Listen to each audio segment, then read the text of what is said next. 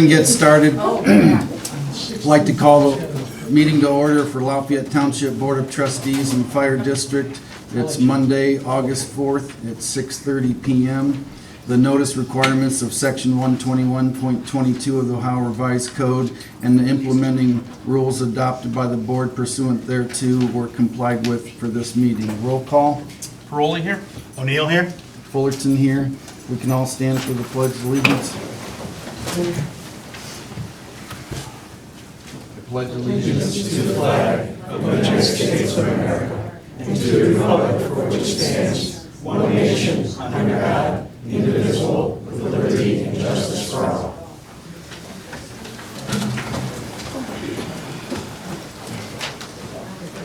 All right, first item on the agenda is I'm going to read the adopted open meeting public comment policy. Just decorum's been a little off and order's been just a little bit off, so I'd like to just go ahead and read it. We may read it before every meeting, I don't know, but we're going to read it this time. This is the policy that was adopted December of 2024. The Lafayette Township Board of Trustees recognizes the value of public participation on township and fire district issues. In order to provide members so the public the opportunity to comment during open meetings, the Lafayette Township Board of Trustees has implemented the rules of public participation underlined below, which apply to all speakers and do not discriminate based on the identity or viewpoint of the speaker. The intent of these rules is to provide a fair and adequate opportunity to be heard, ensure that the regular meeting agenda is completed, recognize the nature of the board's time and use it effectively with efficiency, establish order and an element of decorum. The rules of public comment. 1. Anyone wishing to speak during public comment shall do so only when their turn is recognized by the board. All participants shall speak at the podium unless physical difficulty prohibits them from doing so, and state their name, organization, if applicable, and address prior to presenting.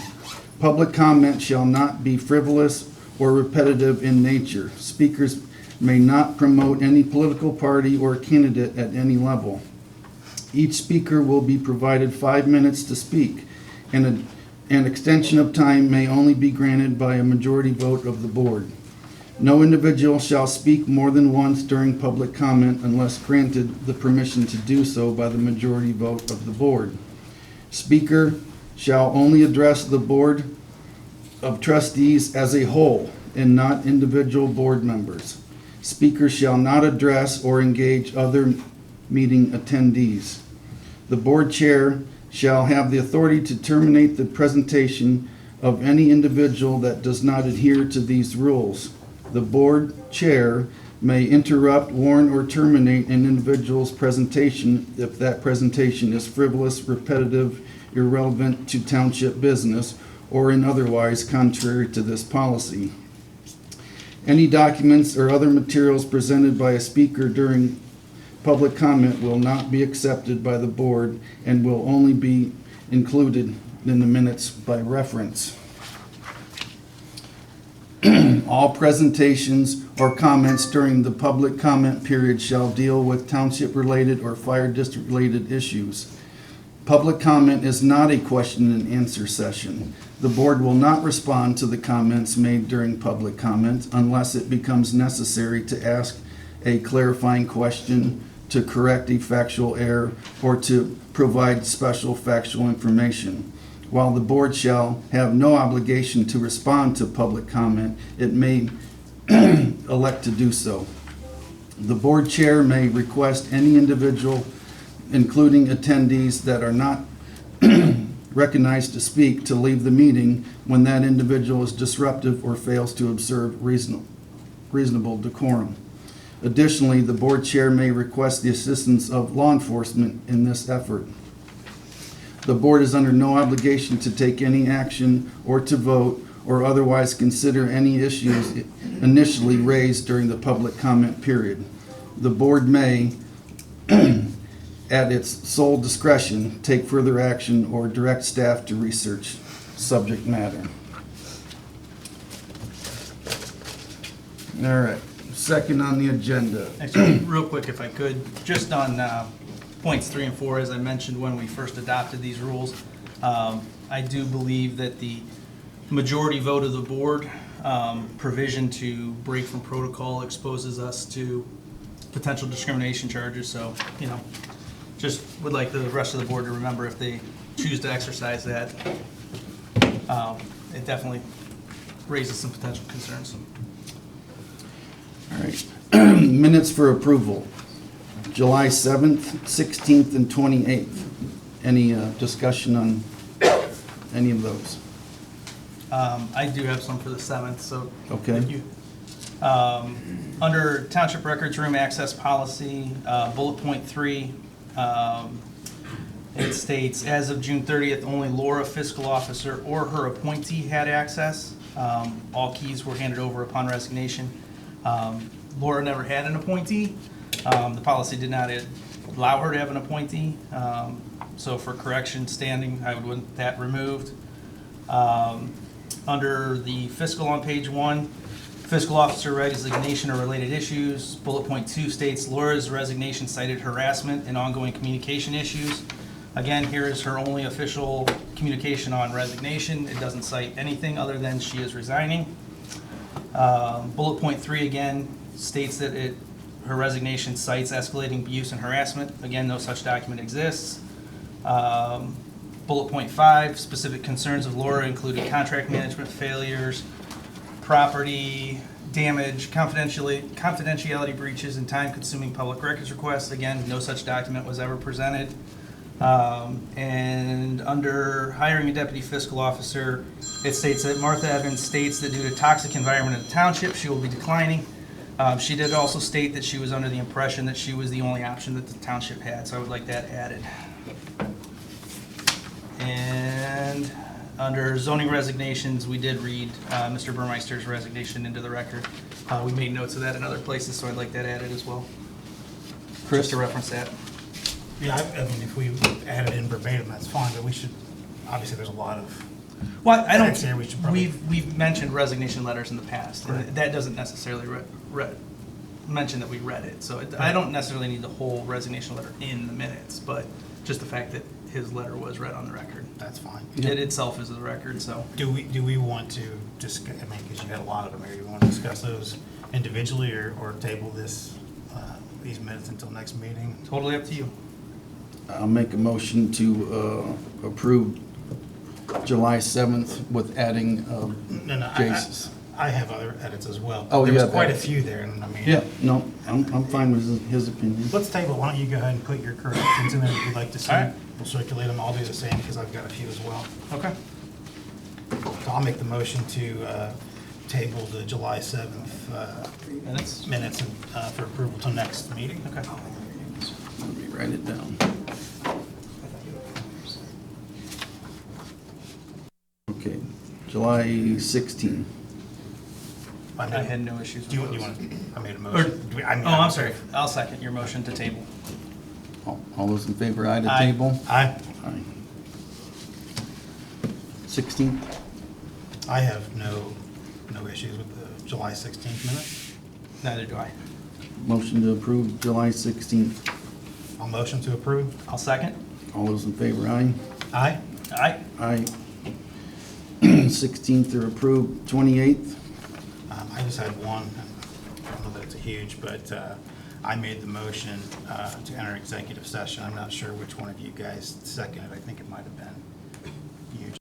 I think I'm fairly certain that I did. I think so too. So I would just say seconded by trustee Okay. Paroli. And I'll motion to approve the July 28th minutes pending that edit. Yep. Second. All those in favor, aye? Aye. Aye. Aye. July 28th, approved after that correction. Okay, consent agenda. Fiscal's up first. Does anyone want to make a motion to approve consent agendas from May, June, July? I actually spoke with Sherry once or twice the last couple of days over this, and she thinks it would be beneficial to have a second meeting a month, maybe for the next couple of months, till we get our feet under us. And so, given that we received a lot of information today, I would rather approve or review fiscal reports under, maybe a future meeting. Okay. That's It's fair. sure hard to hear. Yes, we can't hear you. I'm sorry. Thank you. I would prefer if we put off fiscal report review until a future meeting. Okay, I would be good with that. so you're suggesting to schedule a special meeting for, Right, which we would probably want to do anyway. August Per in fiscal officer's September. request. Later in August, most likely. okay. All right, So I would make the motion to approve all monthly reports minus fiscal. I'll second. all those in favor, aye? Aye. Aye. Aye.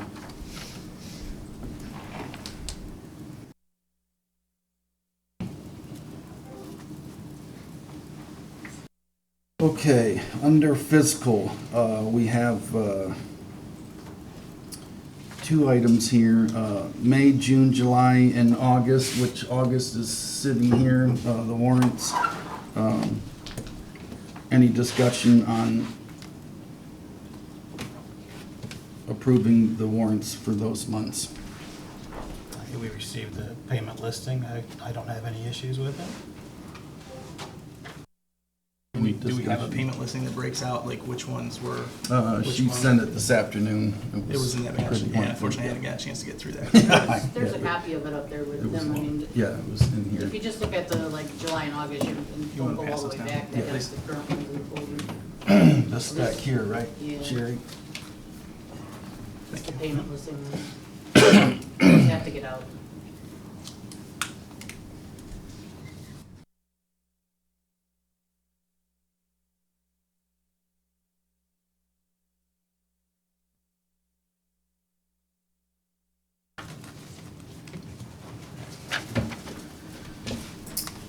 Alright. Pass those down.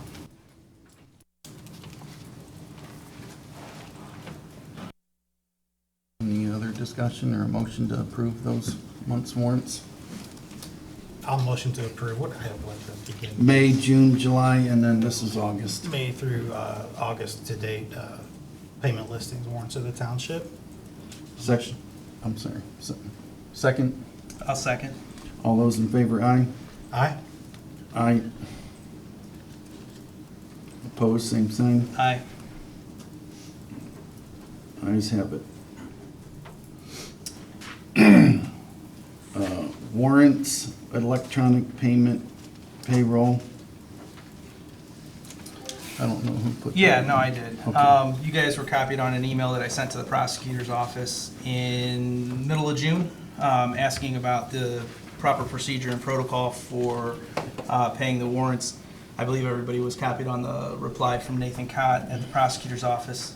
Without getting into his direct email, the codes cited that would be the controlling legislation are Ohio Revised Code Section 570541 that states that no subdivision or taxing unit shall, and of the things that we shall not do, are make any expenditure of money except by a proper warrant drawn against an appropriate fund. He also cited Section 50711, B1, no money belonging to the township shall be paid out except upon an order signed by at least 2 of the township trustees and countersigned by the township fiscal officer. And then finally, Ohio Revised Code, Section 12122, the great big one we all are familiar with, but Section H, a resolution, rule, or formal action of any kind is invalid unless adopted in an open meeting of the public body. So, based on the communication from the prosecutor's office, I think we need to do a very significant review of the way and the procedures of how we disperse public funds. As it stands right now, we approve time cards and payroll is sent out without any review, any signatures. Same thing even with the warrants. There is a section of the Ohio Revised Code that does allow potentially for those to be done at the next following meeting, depending on when bills need to be paid. But as it stands, we have not been adhering to those 3 sections of the Ohio Revised Code since I've been in office. So I'd like to get your thoughts on how we can correct that. You're talking payroll in particular? I mean- No, I know, but with, Any payment, any money, Mhm. anything that goes out has to have the fiscal officer certifying the funds, Mhm. 2 trustees signing off on it. Mhm. Whether it's a check, whether it's an electronic transfer, anything. And then on top of that, every single one of those have to be approved at some point at a meeting of the public body. Right, Period. right. I guess I'm not 100% following you because we've always gotten the payment listings. And we sign the bottom of that payment listing. When? And when do we approve the payment listing? We've never voted on the payment listing at a meeting. In consent agenda, when it's in the fiscal report, it's in the fiscal report for the consent agenda. And historically, when we close a meeting, we normally have approved paying the warrants of the township when we Right, adjourn. with nothing that says what warrants are included in that, with no record of Other what's than the done. consent, now, last Well- couple of meetings we haven't, but I would suggest maybe we start off by having a second meeting each month. It'll allow us to Yeah, review them more often. I mean, seem like a good idea to you? Yeah, yeah. totally fine. I advocated for a second meeting from the beginning of the year. But the payment listing though, that was the purpose of that though. I guess is I'm gonna go back to that. That's But why, if you go because I don't look at- think she had done it for, whenever, a long time ago, and then she started doing them on a regular. But if you go look at Basis. most public bodies when they're going to do a batch, right, it'll be warrants 3783 through 3794 in the total amount of X. Payroll in the amount of this, not just hey, it's a report that's stuffed in the box and we're gonna send it through. Well, let's just stay on that. Sherry, can you draw that report up Well- like that? I think that's that's not a great idea of how to do things, especially when it comes to payroll. Once you're approving the people's time, all the rest of it's dictated by the federal and state laws. And they have to be in at a timely manner, so by the time the 3 of you are coming down there to sign off on it, I have to have it in at a certain amount of time, and the numbers are all dictated by, there's really no fraud involved in it, you could even say, because the UAN system takes it all out, and then you just pay it to everybody's state, federal, deferred comp, OPERS, everything else. It's all dictated and it's already in there, and those payments are on the list of bills as, payments, withholding payments. I've been doing this for 30 years. I've never had to have anybody sign off on payroll withholdings ever. This is part of the process, And 90% of them are electronic. It's kind of hard to, you guys could do whatever you want, but it ties my hands even more having to get down there to get 2 people or 3 people to sign off on it for me to be able to process it again electronically after it's been batched. It's up to you, that's how you want to do it, but, at the end of the day, I've never had to do that at any council meeting for anybody I've ever worked with. It's payroll. Maybe. You could probably talk to trustee Eastwood out in Medina. If I'm not mistaken, that's exactly why they meet every other Thursday night. Just to get a second opinion, that thought on it, Yeah, it's worthy of talking about, that's for sure, and that's why I wanted to ask Sherry your opinion. Mr. Cott did mention too that by virtue of two trustees signing a check, that is a majority of the board doing it. And is it best practice to approve that after the fact? Probably Sure, not, well- but it's not. To that though, the assumption you're making there, let's go back to 12122. Any resolution, rule, or formal action of any kind is invalid unless adopted in an open meeting of the public body. So 2 trustees can't decide anything outside of a public meeting, but now you're saying that they could authorize payment outside of a Well, meeting. that's what that was their opinion as well, right? Not authorized necessarily, because it would be authorized after the check would be signed. It's a Well, technicality, I'm here, not saying it's best real quick, practice, but. resolution, rule, or formal action of any kind is invalid unless adopted in an open meeting of a public body. I think that's pretty clear, and opinions vary, you know, I'm sure there are plenty of people that would read that differently, but I think that's pretty, I mean, there might be people that the opinion is that the weather's not very nice outside too, but, you know, I think it's pretty obvious what that rule is, so.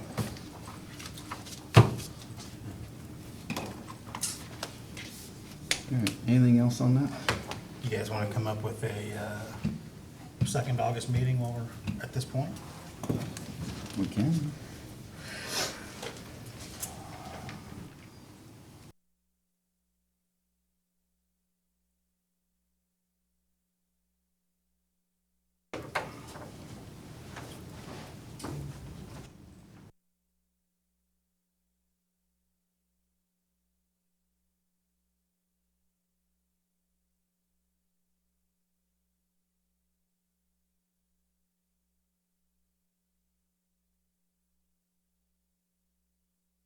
So Sherry, technically payroll is this Friday, Correct. correct?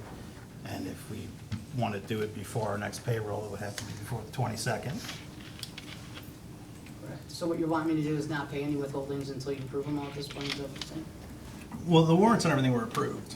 We voted on the No, warrant like this listing. Friday is payroll, so all that's gonna come out again. So you want me to hold off 2 weeks paying all the state, federal, deferred comp until the 27th? Is that what you're saying? No, I'm not saying, I'm just saying we will have to meet Well, I and make a know. determination before the 22nd, correct? Right. I think what Sherry's asking is for approval of payroll this Friday, right, Sherry? But how do Well, we yeah, know- 'cause they have to do how do we- tomorrow, 'cause How do we it's know what direct it's going to deposit has to be? be tomorrow. The I mean, 22nd everybody is signed the off next on everybody's time payroll, card already. right? And so we have people working timesheets, and we don't know how much payroll's going to be, do we? Sherry, do you want to try to explain? I think I understand what you're asking, but do you want to try to explain it again? As far as what? Well, you're asking, like, when are we going to authorize the disbursement of payroll on Friday, correct? Correct. So, Okay. I mean, So by she- virtue, everywhere you go, the supervisor of that department goes over all their pay. They sign off on it, whether it's Right, and we do Kristen or that. Rick or whoever. Right. So at that point, it's already approved to be processed, but I can't hold off waiting for you guys to show up when direct deposit has to be in tomorrow for Friday. So, So Sherry's asking if the board as a whole is okay That with process her is doing not it gonna that work, way, I or can tell whether you we are going to meet before that to do it, correct? But you're asking well, that's for tomorrow. individual. So, I mean, You're I have to asking have for it done individual tomorrow for warrants direct and deposit on amounts, Friday. correct? Well, every warrant has to be approved So, individually. so payroll goes in this Friday, she's got to Right. get it set up. I by get that. tomorrow. What she's asking you is the board okay with her doing payroll as we've been doing it? Or are we gonna meet before that, when she has the payroll report done, it says this is exactly how I'm much we're okay paying with it, out? but I thought you were pushing to do something for a second round of checks. And, you know, she's gonna be making payroll again on the 22nd, Yeah. 23rd? What I'm saying is if that's the new process, then there are townships that do that, that meet every Thursday to approve the payroll before it's sent out. I mean, I'm sure technically, if you look at the way that it's done, it's probably in the system prior to that, but they meet at a meeting to review it, everybody looks at it. You know, we'll get to it later in the meeting, but I mean, I can't help but think if there wasn't a little bit more scrutiny on that, and this isn't directed at Sherry, because obviously she's brand new, but we might not have missed the OPERS issue for 3+ years. If you don't review it by Thursday, so if you don't review it before Thursday, nobody will get paid. So Monday, payroll submitted. Tuesday, it goes to the bank. So there's no way that that's possible, that can be done, or a meeting can be done that quickly. Well, I'm just relaying what's done elsewhere. We don't have to do it that way. And quite frankly, if the rest of the board is fine with doing it the way we've been doing it, they have the controlling decision-making. The goal here isn't to hold up paying any of our people. The goal is to comply with the Ohio Revised Code and make sure that we're covering all of the bases that we need to. well, by you approving the list of bills, you are approving, it doesn't matter if the bill was paid the day of the meeting, as long as you approved and everything is in sequential order on the report from the last time you approved anything to this time you approved everything, that's all the state's looking for. You're not breaking any laws. They're bills, they're regular bills, unless there's something like I was explaining to, I think it was Rick or Ty, if Rick, or I'm saying Tyler, Chris, if Rick went out and spent $7,000 on something and it wasn't in the minutes to be approved, to be purchased, or whatever the case is, that's what the state looks for. They don't look for your reoccurring bills. They don't care about payroll. They don't, I'm telling you, I've been doing it for 30 years. I've been through many, many, many audits. I've never been dinged on anything like that. Okay. Because they don't care. They're looking for the big picture of something wrong. And if there's nothing wrong, there's nothing to find. And they don't handpick through your stuff like that. They want to see, when they come do the audit, they get a list of bills or a list of checks. They want to see, make sure there's a receipt for it. If it was approved somewhere in the minutes, if it's a bigger purchase, if it's Before it just, was- if it's before the redundant stuff expenditure that was you made. buy, they don't care. I mean, if it's paper towels, it's something you buy all the time. They don't look for the stuff like that. Right, You know? and Sherry, I appreciate that, and I thank you for the input on it. But we've had issues with just those types of things, you know, expenditures that exceed $7,000, $8,000, $9,000 being made without ever coming before the board. We've had issues with bills being paid without the board ever seeing them. So again, that's not directed at you in any way, shape, or form. It's a matter of trying to figure out how we button up our processes so those things stop happening. That's all. What would you prefer to see? Well, again, I mean, the payroll piece is definitely an oddity. There's only one township that I know of in Medina County that does it that way. And to Chief's point, you know, I don't believe that a Thursday evening meeting to approve it makes a difference if they're getting paid on Friday, assuming Friday's their payday. If we did something earlier, we could still do payroll approval, if you met earlier in the week, whenever Sherry had a chance to get that stuff together. Or, like I said, if you guys don't share that same opinion, that's fine, but I do think that at the meetings, you know, we need to have a more detailed approval than just pay the warrants and adjourn at the end of the meeting, because that's very vague, and there's nothing on the record, like, you don't just say, like, we're gonna be approving repairing the truck and, you know, make a motion and go from that. We always talk about the dollar amount and what the repairs are and stuff like that. So the warrants, Sherry's right, she puts the listing together for us to simply say, payment listing, this number through this number, this total amount is good enough. But I think that we need to clean that part of the process up so that somebody could go back to Sherry's point and match it up to say, hey, when was this approved? You know, oh, well, it happened in May, it's probably on the May report, you know, but if you don't outline that it was certain warrants that were paid, there's really no way to verify. Okay, so I'm suggesting a second meeting a month. Yeah. We do that, are you? Yeah, I'm good fine, with that? I'm fine with 2 meetings a month. You got a date in mind, Chris? 19th, 20th, 21st? Well, the 19th, we have something, right, chief? That's the night you're doing, Yes. okay, so 19th, the 15th and the 19th would be the only ones that I'm out. Can you do the 18th, Chris? Yeah, Keep on Monday? okay. Yeah. Okay.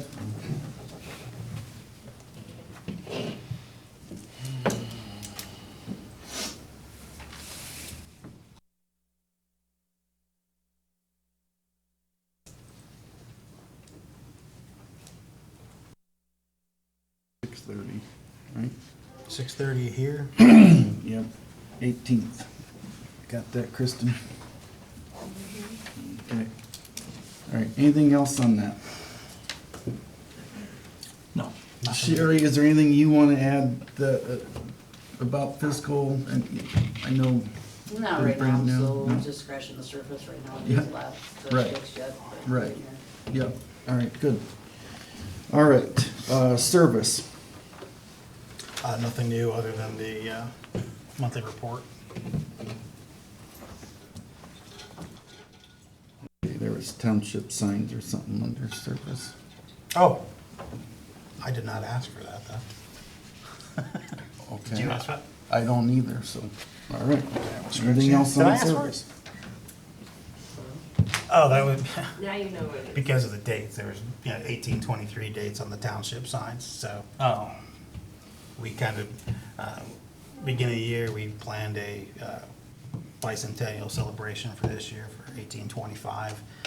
Kristen had checked with Steve Hambley, and he said that that's the best date to use, 1825, based on your correspondence with him, correct? So we're going to remove the 1823 stickers from the sign. Okay. Anything else for service? No. All right. Fire?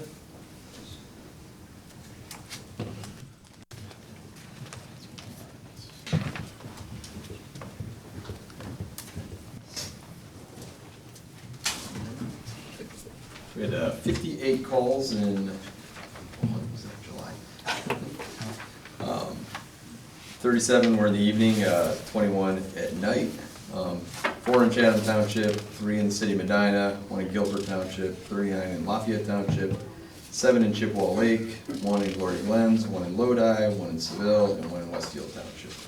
76% were EMS calls, and the rest were fires and other types of calls. Our average turnout time is 1 minute and 59 seconds. Year-to-date is 1 minute and 52, and 6 minutes and 6 seconds to be on scene. So, we received mutual aid 3 times. We gave mutual aid to Chatham twice, Westfield once, Medina once, and Seville 1 time. A couple things we've been doing. We participated in the Chippewa Lake 4th of July parade this year. It was a great day for the community and our fire department family. We assisted at the Medina County Fair this past week by providing fire and EMS coverage to 2 events. It's a great opportunity for collaboration and joint response with our neighboring departments. Assistant Chief Holzman, Lieutenant Thomas, and I attended the Officer Development Conference in Columbus. It was a great few days of collaboration and training. Isaiah Helton completed a UTV training provided by VFIS, which is one of our insurance carriers.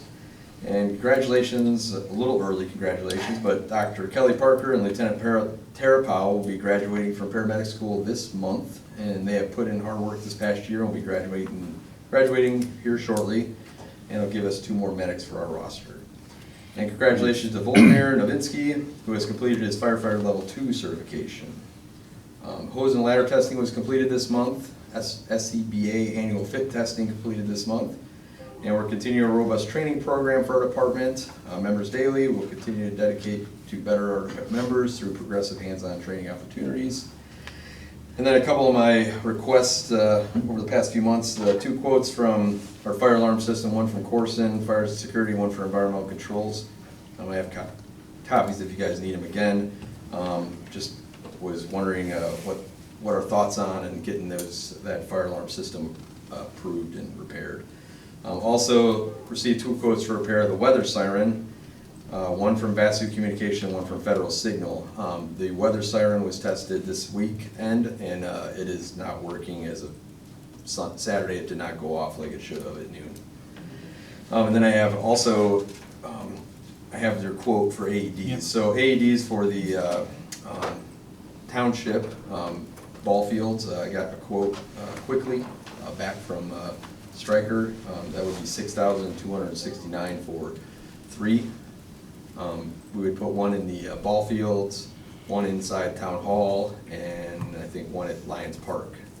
We still have to buy the actual case for it if we're going to do some outdoor ones though. Chief and I were talking, House Bill 315 does require townships of our size for any fields where there's going to be athletic use. So we actually are not in compliance at the moment, but for the baseball fields, when the youth sports are there, they need to have access to an AED. So depending on what the board thinks, I mean, that's the only place that we would absolutely be required to have it. But in discussions with Chief, I mean, I think it's, the town hall gets enough use that that's definitely, something that we should consider. Lions Park might be a bit of a challenge, just because, well, not really a challenge, but like, there are no sports fields over there. Right. I don't know how much we're actually renting it at this point, how much use it gets, like on a scheduled basis. Right. And then on top of it, you do potentially have some issues with making sure that you can secure it, keep it under surveillance so that they don't just walk off. They're not exactly cheap. This is a purchase, correct, Chief? Yeah. Because we This had would be a purchase, well, hopefully through the township and not Correct. through the fire department.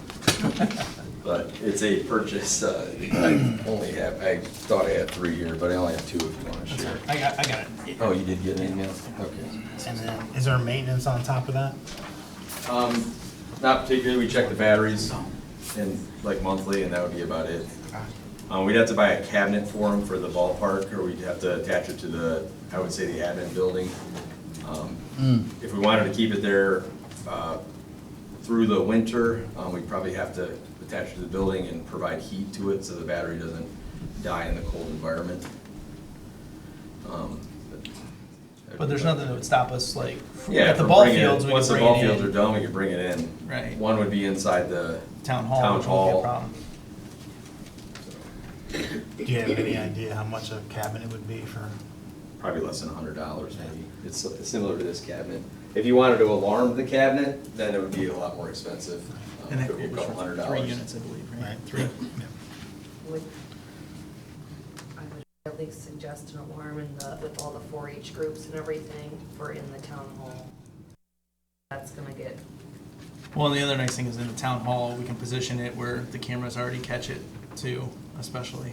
well, but we don't, I mean, is that gonna stop them from? Are you talking an alarm that's gonna alert the fire department, or are you talking an So alarm in that's- case someone just opens it? That's Yeah, where it it's- gets fancy. You can have some that alert your 911 system, or you can have some that just open an alarm and scare somebody that opens it up, a little kid that opens it up and closes it again real quick. I'm sure my kids have done that a few times. I'd be fine approving purchase of 2 of them, one for town hall, one for the ball fields. Yeah. And I then think as the 2 is the- liaison, you yeah. could, well, I guess this wouldn't be fire, but any of us could approve the purchase of cabinets if they're. Yeah, I mean, $100. if we wanna do, it's what, they're like a little under 2, actually just a little over $2,000 a piece, Yeah, right? Yeah. So, you know, if we wanna approve up to 6,000 for 2 plus whatever cabinet Plus chief cabinets. needs to get to make sure that they're secured properly. Yeah, Alright. I would make that motion. I'll second. All those in favor, aye? Alright. Aye. Aye.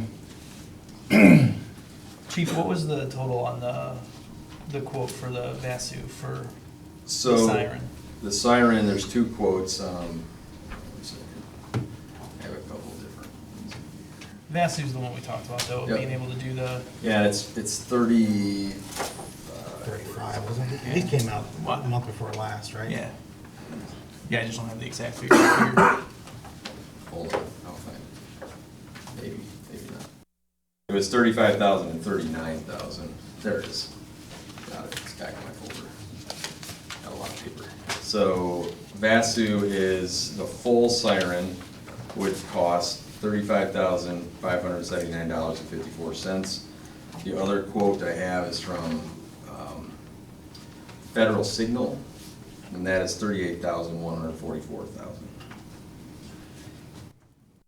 Chief, was there another advantage besides price going with Vasu? I feel like there was something that made The them. radios are more compatible, I think. I don't know if there's any advantage, but I don't, And this would be an upgrade to the current, well, actually, Or repair and be a upgrade, replacement, yeah. and we have we'd have the repeating Yes. function, so that when the county sends a signal out, they know. if it they works. know whether or not ours are working, so we'll know right away if there's any issues versus having to, Right.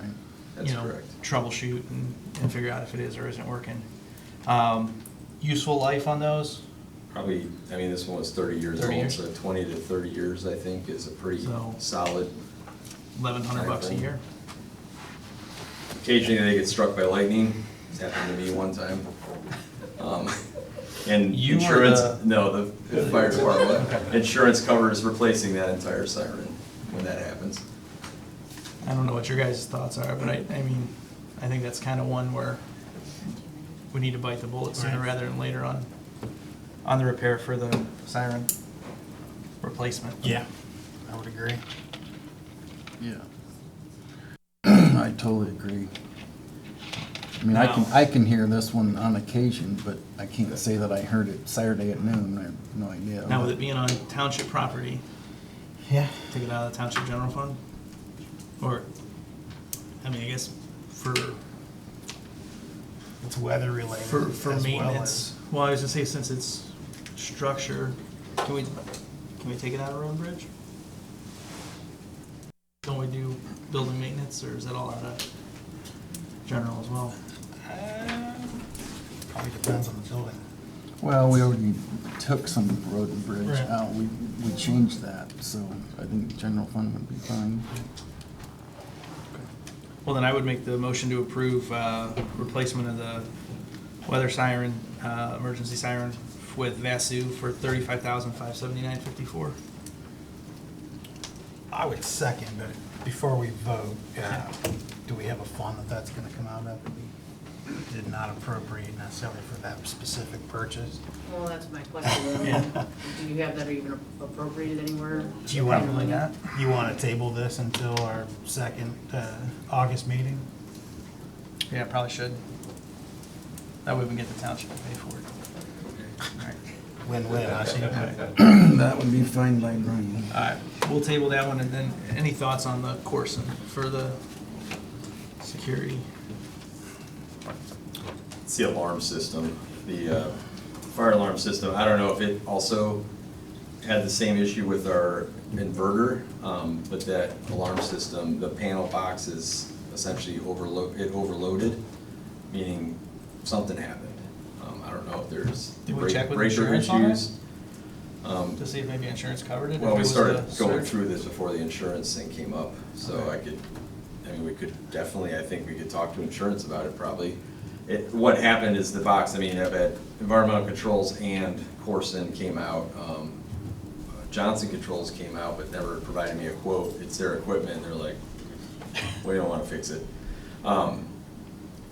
So what I believe happened possibly is a surge or overload of the system. And the ambulance inverter did the same thing, so I'm not sure if, it wasn't at the same time, but. Did we get just- either of the technicians from the people that quoted us to state that, or? Well, no, it just said it was overloaded, meaning, yeah, Gotcha. it's fried essentially is how they put it, like, Okay.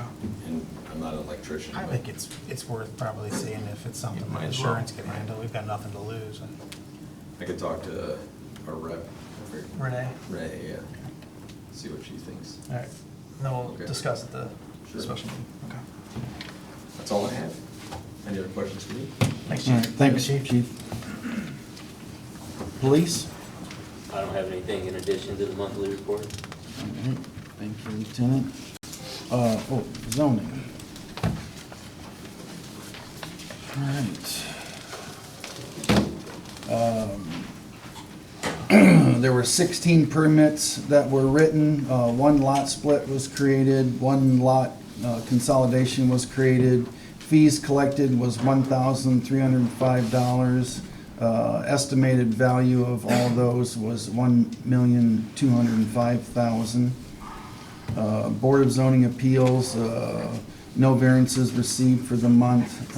The July 15th meeting had been canceled. The next meeting will be Tuesday, August 19th. The Zoning Commission, regular meeting was held on July 8th.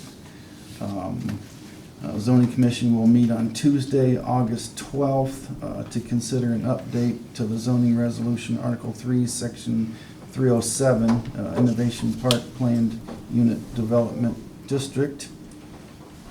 Medina County Health Department, ongoing collaboration regarding solid nuisance complaint at a residence. 123 Shady Slope has been demoed. And then it looks like 23 Bigelow is going to be doing the same thing, but has not yet been done. Year-to-date valuation is $5,762,000 in permits. Carrie, you wanted to say something at zoning? Where you- there you are.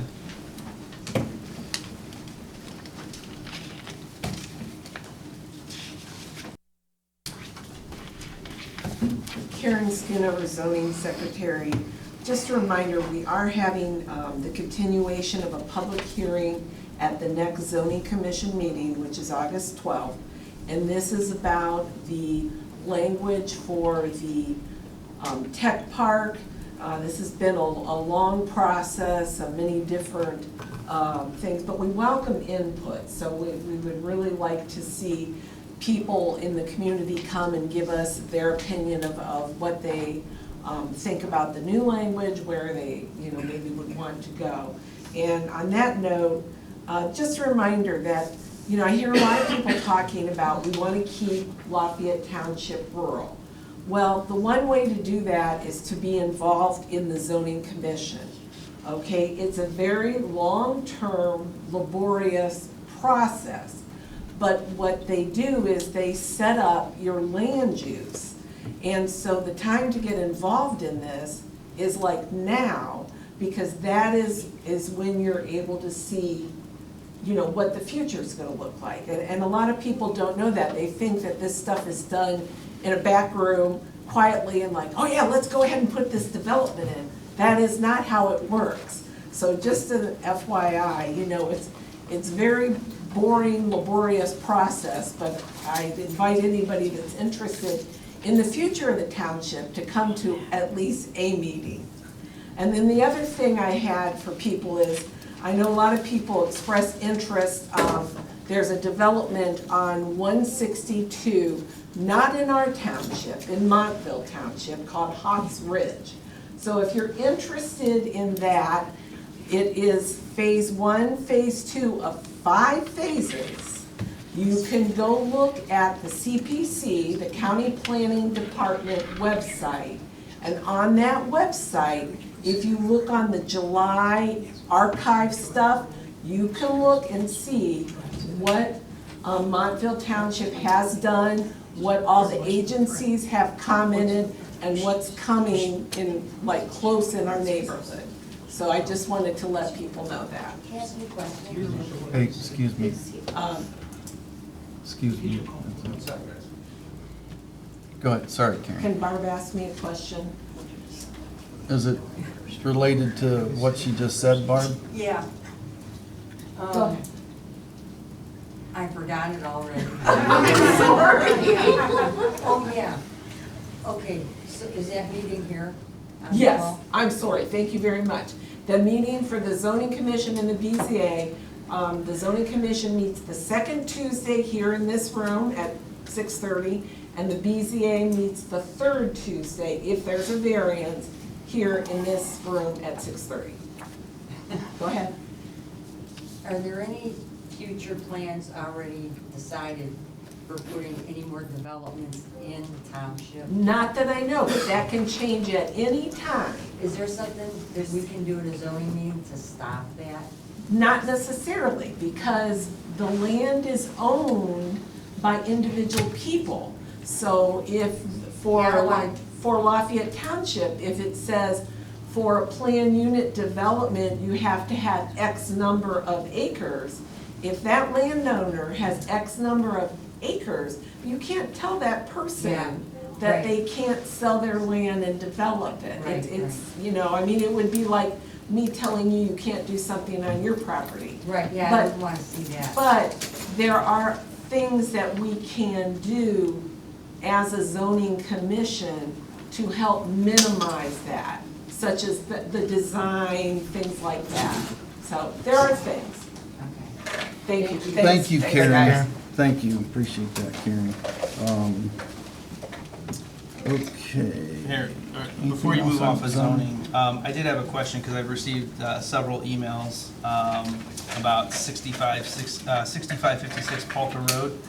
I think you were all copied on the email from Commissioner Sweattick on Monday, July 7th, stating that the county would be potentially pursuing issues with violations, but that it might help speed up the process towards compliance if the township zoning inspector also cites the property owner on these issues. I didn't see it included anywhere on the report. I did forward this to zoning inspector Meinke on the 13th. I was wondering if we had cited the property owner for I any of the haven't heard violations. as of yet, but I'll definitely check with her tomorrow. Because he's coming up on his 30 days to be in compliance with the county, and it sounds like the county's trying to help give us Gotcha, yeah. resolution, but Yeah. we're not doing anything on our end to Other than help resolve it.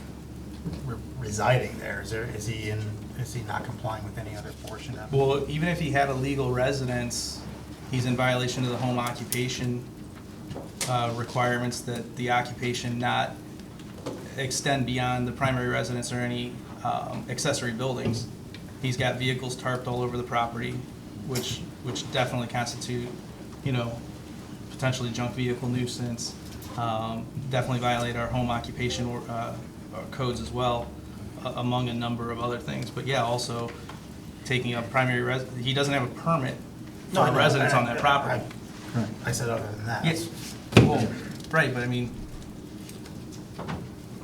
we haven't done anything with this property. The property owner doesn't have a pending application in front of the township. But he's in the office on a regular basis, occupying a good amount of our zoning inspector's time. But we're not, I guess I don't understand why. He's not applying for anything. We're not doing anything to remediate the issue. So why are we expending township resources, paying our zoning inspector to meet with? Historically, he was in compliance with, Until or not no- in compliance. Well, until And so- November of last year, When when he- he registered, well, at whatever point that he Whatever- registered to right, vote there, whatever and he that did. became his certified. I'm not arguing that point, I'm just saying. Well, can It's we? been years, yes, but he wasn't always in non-compliance. Right, but we now have the assistance from the county asking us to cite him. Can we see that gets done? All right, thank you, Ty.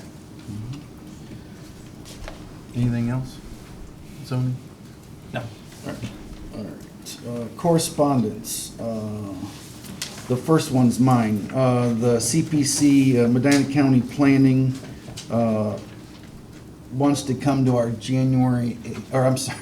our September 8th meeting and give a 20-minute presentation on fair housing. So I just want to let the board know that 20 minutes of that meeting will be for them.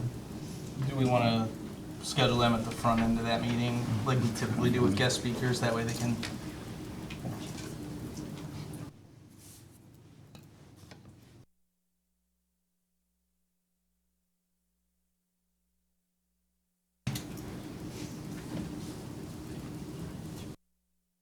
Okay, the second one is Medina County Health Department, West Nile Advisory.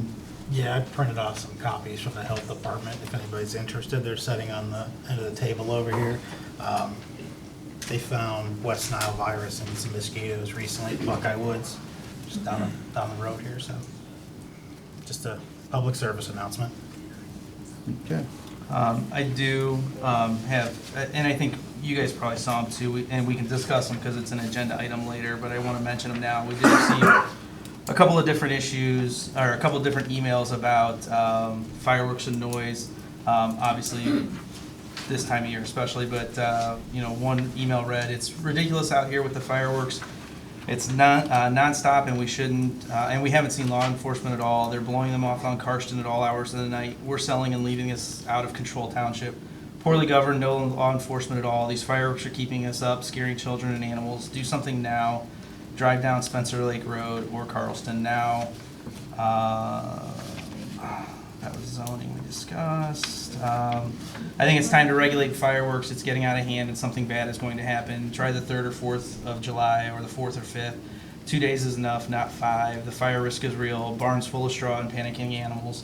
It's not a matter of if, but when it's going to happen. We had a bunch of drunken fools shooting them off till 2:30 a.m. Set a time to stop and enforce it with steep fines. Medina banned them entirely. We should throttle the use of them. Regards. So I just wanted to, obviously those came in, so we can talk about those. I think Sherry's handling the one for zoning. And then I do believe. Which one's that? What- Over on Egypt Road. Egypt, I think Sherry yep. sent us out an email that she went out to view the vehicles over there, so that's in progress. And then I don't know if you wanted to address the email that was sent to the chairperson about controlling the meetings. No, not really, but I can. Let's see.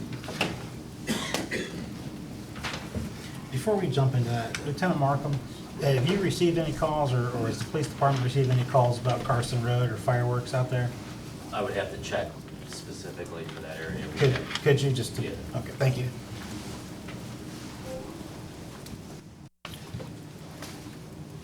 Okay. Yeah, so the email that Justin's talking about was sent from Angela Ventura, Medina Township, I think on Friday, August 1st, and addressed it to me, so I'll read it. Chairperson Fullerton, your conduct at the recent Lafayette Township Board of Trustees meeting was not only disgraceful, but a blatant abuse of your position. Your public outbursts targeting individuals, including myself, Trustee Paroli, and Resident Mike Costello, for simply exercising our legal right to request public records is appalling. Let's be clear, public records requests are protected under Ohio law. They are a fundamental part of transparency and government accountability.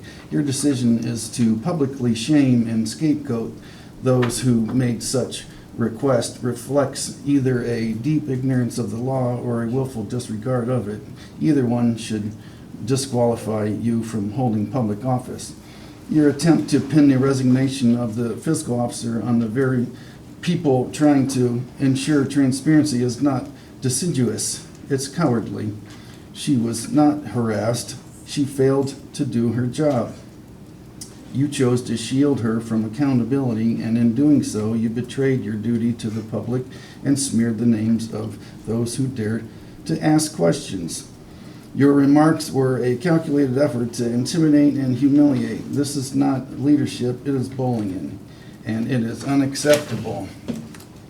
We are owed a public apology, each of us, but more than that, this community deserves leaders who understand the law, respect the public's right to information, and uphold the values of open government.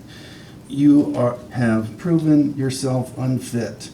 You should resign. Sincerely, Angela Ventura, Medina Township. This is clearly her opinion, and that's respectable, but it's just that, it's your opinion. All right. Any other correspondence?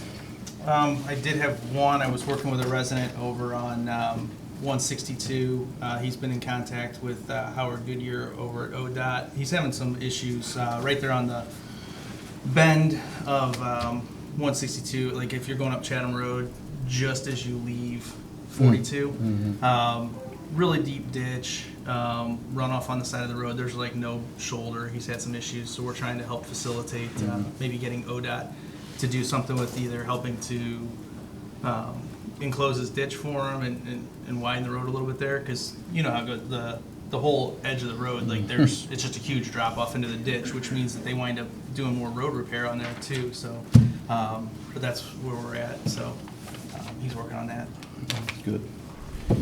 Good. All right. Unresolved business. Dover Highlands, the Hooper Drive, no parking signs. I think Rich from the Dover Highlands HOA is here. Rich, can you just stand at the podium if that's okay? And if we have questions for you on this.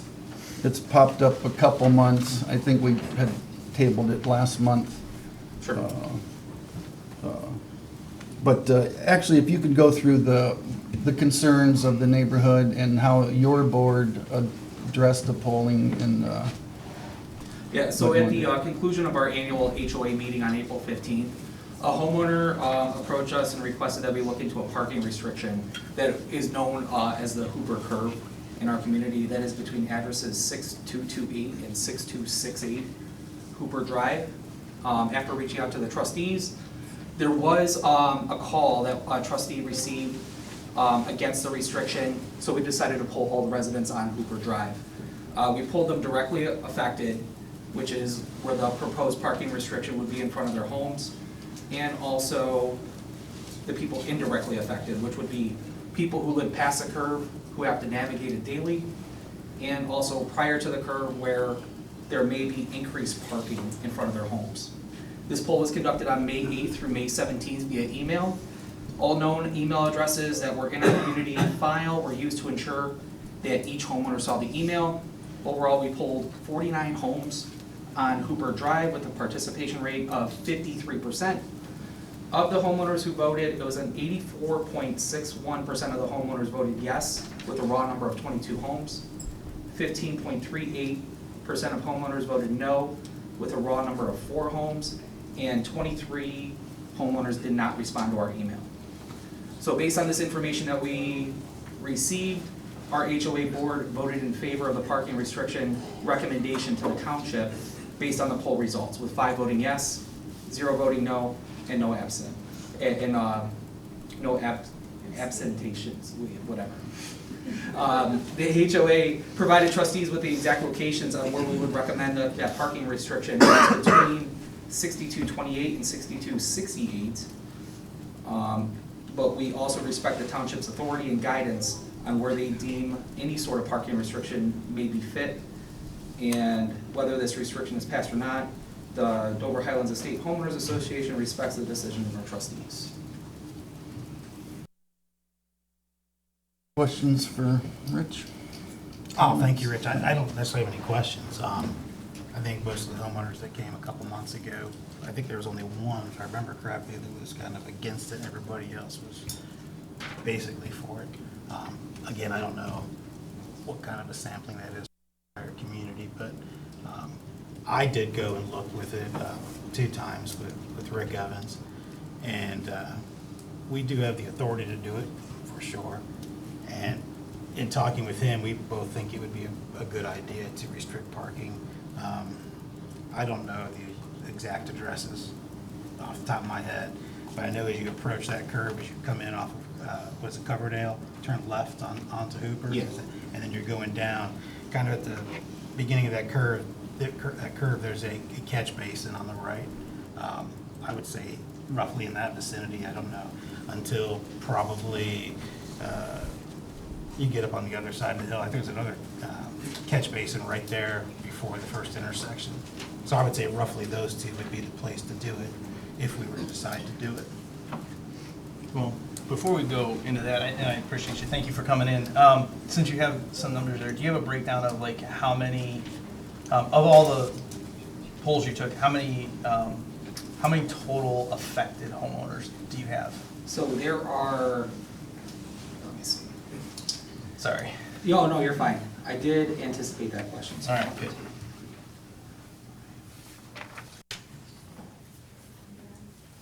About 9. 9, okay. Yeah, And give or take one house Sure, depending on where the I won't restriction hold goes. you to, yeah. How many of those 9 responded to the survey?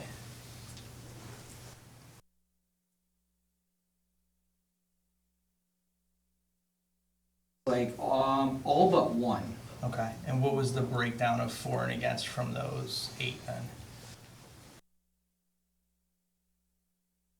5 to 3 with 1 no vote. So 5 for the ban, Yes, sir. 3 against the ban? Mhm. Okay. There was a, kind of a pending yes on one, just to be transparent. One resident who is like right at the edge of that curve Yeah. said that she would be in for it or didn't care either way. However, she didn't want the restriction on the straightaway part. She's like kind of towards the end of that curve. Okay. All right, thank you. Any other discussion? Motion? Do you have any discussion, any questions? I don't have, no, I've talked with Rich quite a few times. So. Thank you, All right, Rich, thank you, for gentlemen. giving us Yeah, that thank you. information. Anyone want to make a motion? I would make a motion to install no parking signs on in the direction I said from Coverdale, turning left off of Coverdale. The left-hand side is fire hydrants anyway, so there's already no parking on that side. This would be on the inside of the curve. And I don't have the exact locations, but I think well before you enter the curve to well after it, at least where visibility is impaired, I would make a motion to install no parking between signs in that vicinity. Well, we should probably come up with at least Exact locations, yeah. Yeah, Well, I mean, well, Rich has, and if we, I would say we can use those addresses. 6218, between 6218 and 6228, Rich, Yeah. right? That's where the signs would be? Yeah, it would And be then to the right, corner. right after right at the property line between 6218 and 6228. Okay, and then going to the The si- corner, is that what you're saying, Going Chris? to- To 62, Not- well, 68. I don't think it's necessary to go Yeah. all the way to the corner. 62, 68 Because there's quite a would be straight at the away. very end of the curve. It's like the second tree that is located on that property, because that's where the curve ends. Okay, so That just, was- that just was just our to, recommendation. just, not to be difficult, but just want to make sure for the motion. So it would start at 6228, and then the second sign that would end it would be 6268. Yes, sir. Okay. Second? I'll second. All those in favor, aye? Aye. Aye. 3 ayes? Yeah. Aye, okay, sorry. All right, and Chris, you'll work with Rick to get those Yep. signs up? I think the last time I talked to him, they were like $20 Yeah, a they piece weren't or gonna be something. much. Okay. All right, good. Hunter Drive nuisance Yeah. remediation. We are finally done with Hunter Drive, hopefully, or at least as far as the initial cleanup and this part of it. From May 12th to May 14th, we were out there for 3 days. Took about 30-yard roll-off containers worth of debris, refuse, discarded items from the property. Between the labor for cleaning up and hauling everything where it needed to go and disposal, the total cost that will be able to be assessed to the property owner is $53,213.50. Actually, I'm sorry, that was the total cost. Because some of the debris was able to be scrapped and salvaged, we did recoup about $5,100 of those expenses through scrap fees. So the total bill to the property owner will be $48,099.40. We did have a $250 fee. We had a plated working daily driver towed from the vehicle or from the property owner's property on the day, that first day of the cleanup. They had to pay to get it out of impound. And talking with the prosecutor's office, we do need to reimburse them $250 for improperly towing that vehicle. And then you guys had the list of items that were removed from the property improperly, stored out at DNR. The prosecutor's office reviewed them, determined that they did not, in fact, meet the junk vehicle statutes as we originally decided they did. So we did have to pay for the hauling, the storage, and the return, and that will cost the township $6,280.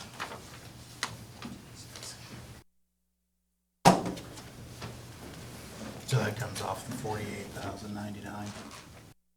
No, we'll just have to pay the vendor those fees. The $48,000 is actually That's what what's the going- costs that were associated with the items that were taken legally and properly and removed from the property. So that's what we'll bill to. There are a few Oh. small fees, there's a few small invoices for title searches, mail, stuff like that. I need to get with Sherry and get those, because zoning inspector Mikey had already been reimbursed for those, so she had already turned the receipts in, she didn't have those handy.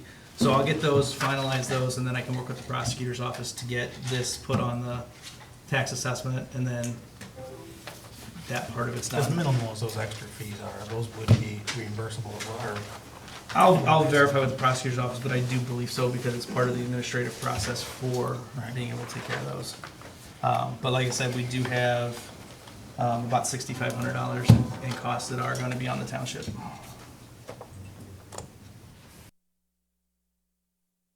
What about other items that they said they wanted returned, like play items and swing sets and stuff we talked about? I mean, there may be some questions, there are some disagreements between the property owner and the township over some of the things that were taken. Can't It's comment on that. unresolved at this point. Correct, correct. Okay, have you, I'm kinda tired of talking about that property, Right. to be honest. Have you driven by there lately? Yeah, unfortunately. So have I. So that will also go in the conversation with the prosecutor's office. In finalizing the tax bill will be, as we discussed, the original nuisance order does give us some latitude if Right. we wanted to go back in. And there are also some injunctive relief options that we can look at, but, that's probably another conversation for another meeting. Yeah, no, yeah, I just, Being able to go back in again because of the legwork we did at first, does that go for like a year roughly? A year from the original decision to declare it a nuisance. Right. But at a certain point, I do think that the board probably needs to consider the outlay of expenses. Because at the end of the day, it can go on the tax bill, but, at a certain point, it may become difficult to recoup all of it. Right. And I don't know that the township wants to own that property. no, not really. Okay, all right. Opers. We've been talking, obviously, about the errors in withholdings. We had the invoice for Sherry that we obviously discussed a number of times at the meetings for the amount of $18,236.07. We do have the invoice from February 12th for the $4,626.75 that was paid to Opers for failure to withhold and penalties and interest. We'll circle back to that. So, as we discussed, we had two other employees that also had wages that weren't properly reported to Opers. So, with the assistance of Sherry, I pulled together the total wages that were not reported. We submitted the necessary paperwork to Opers. They're in the process of reviewing just to coordinate, and then they'll calculate what the actual penalties and interest are. But based on, we had 97, for all four employees over the time period, we had $97,728.83 worth of taxable wages that were not reported to Opers and were incorrectly processed through Social Security, which means that the township paid $6,059.19 in Social Security payments that were not required. That same amount was also withheld from those employees' paychecks. We will unlikely recoup any of that ever. Because those wages were subject to Opers withholdings, that is $9,772.88 of pay that should have been withheld from the employees and contributed to Opers on their behalf, the 10%. But because of the improper withholding and the fact that we already took Social Security, we cannot bill that to the employees. So the township will have to cover that $9,772.88 in addition to the 14% that the township's responsible for paying, which is another $13,682.04. And the two employees that we've calculated or we've received the invoices from, the penalties and interest on those were $2,348.42, which brings the total error to basically costing the township $31,862.53. The other issue, and I don't know if we have any answers to it, is all of these employees will need corrected W-2s. And I don't know if you can answer the question, Sherry, sorry to put you on the spot, but do you have any idea if those have been done for any of those people? Not that I'm aware of, no. Kristen? No? Okay. Can I interject on something though? Yeah. I brought this up to Chris. Your fiscal officer was bonded, Mhm. and at the end of the day, I don't think the taxpayers should be on the loop for that, and I think you should go after her bond. That's what the bond is for, and it's not fraud, it's not, but it's still, that's fiscal officer. Errors and omission. Yeah, yeah. and so I talked to, what was that lady's name, Renee? Renee? Yeah, and so she sent me the paperwork to give you guys to review it, and if you guys decide that's the path you wanna go, I mean, I'm not throwing stones at anybody, but that's Right. a lot of money that I don't think the residents should have to pay. And so I really think you should go after a bond and then let them handle it from there. Thank you, Sherry. The other thing that we should probably think about, and I don't know, but I mean, especially at this point, I mean, obviously for tax years 22, 23, 24, they've all filed their taxes. They're going to have to potentially amend their individual tax returns for the employees. So I don't know if we need to look at, is that something that we as the employer should consider assisting with, or at least offering something? I mean, For they're not going to get them. tax preparation. Well, I mean, it's not really the employee's Definitely something. that we fault should that consider. they got an incorrect W-2 from the township, Right. you know? And then to circle back to the invoice, I mean, I know we talked about it a little bit, but the invoice from February 12th that wound up being paid on February 27th for $4,626.75. I mean, correct me if I'm wrong, but nobody at this table ever saw that invoice. Laura stated in email that she authorized that as the payroll administrator, which, you know, Right. so I don't know what our record, like, I mean, I think we're bound to pay it anyway, just the same as the second one. well, sure, but there's plenty of bills that come in that we're legally bound to pay. It doesn't mean that we just pay them and never No, approve them, so I don't know if I'm not there's, saying that. I don't think. or if that just falls into the bond We conversation. should probably total it all up with all four of the affected employees. Okay. Board's in agreement, though, that, I mean, we should look at her bond for recovering those Yeah, funds. and then we're still waiting on Oprah to get back with us. Yeah, they, anyways. because there's other retirement systems in place for some of the employees, they have to do some stuff on the back end. So, Yeah. unfortunately, they didn't have a time frame, but I would imagine within the next couple of weeks, we'll have an answer on that. And again, you know, when we were talking about the amounts, I mean, the total for all four was 97,000, but the other two were much smaller. It was only like 12,000. So I'd imagine those penalties and interest are going to be significantly less than what we had on. That's the also other. right. Yeah. Right. Mm-hmm. Anything else? Oprah? All right, newsletter sponsors?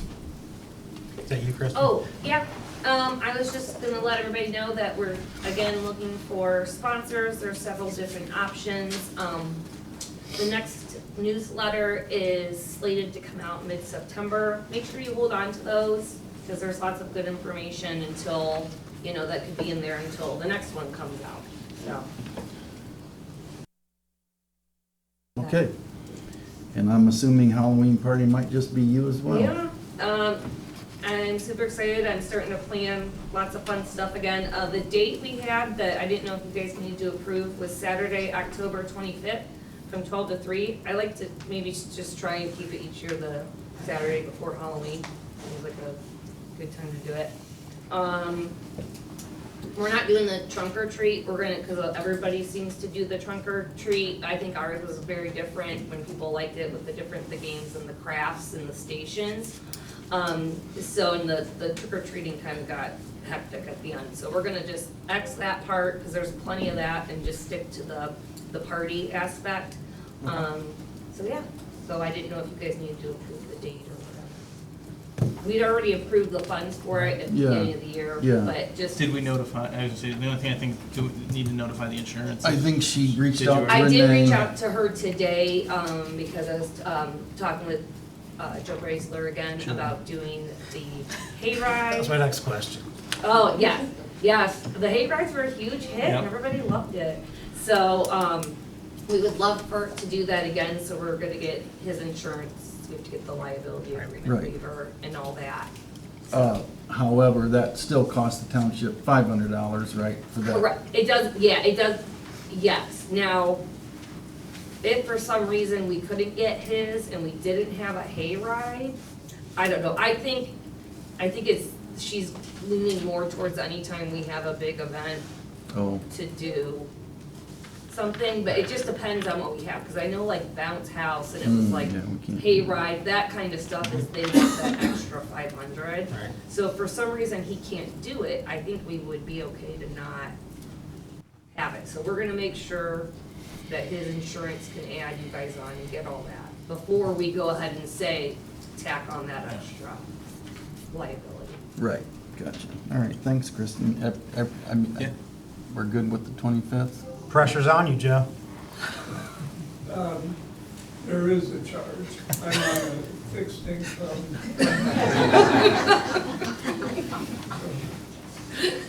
Thanks, Joe. All right, anything else unresolved that I don't have on here? Do you know, Nope. Lisa? Okay, new business. You guys ready to do budget? Did you take a shot at it, Sherry, or no? I tried, I ran out of time. I Okay. was just gonna wait till you guys got what you wanted done and then I'll, because I had to put it in my system to submit it to the county. Yeah, correct, yeah.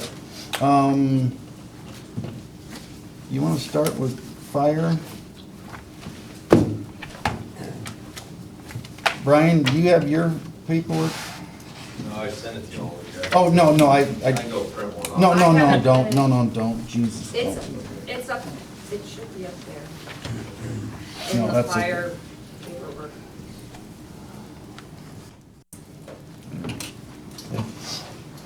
Whoever wants to start can start.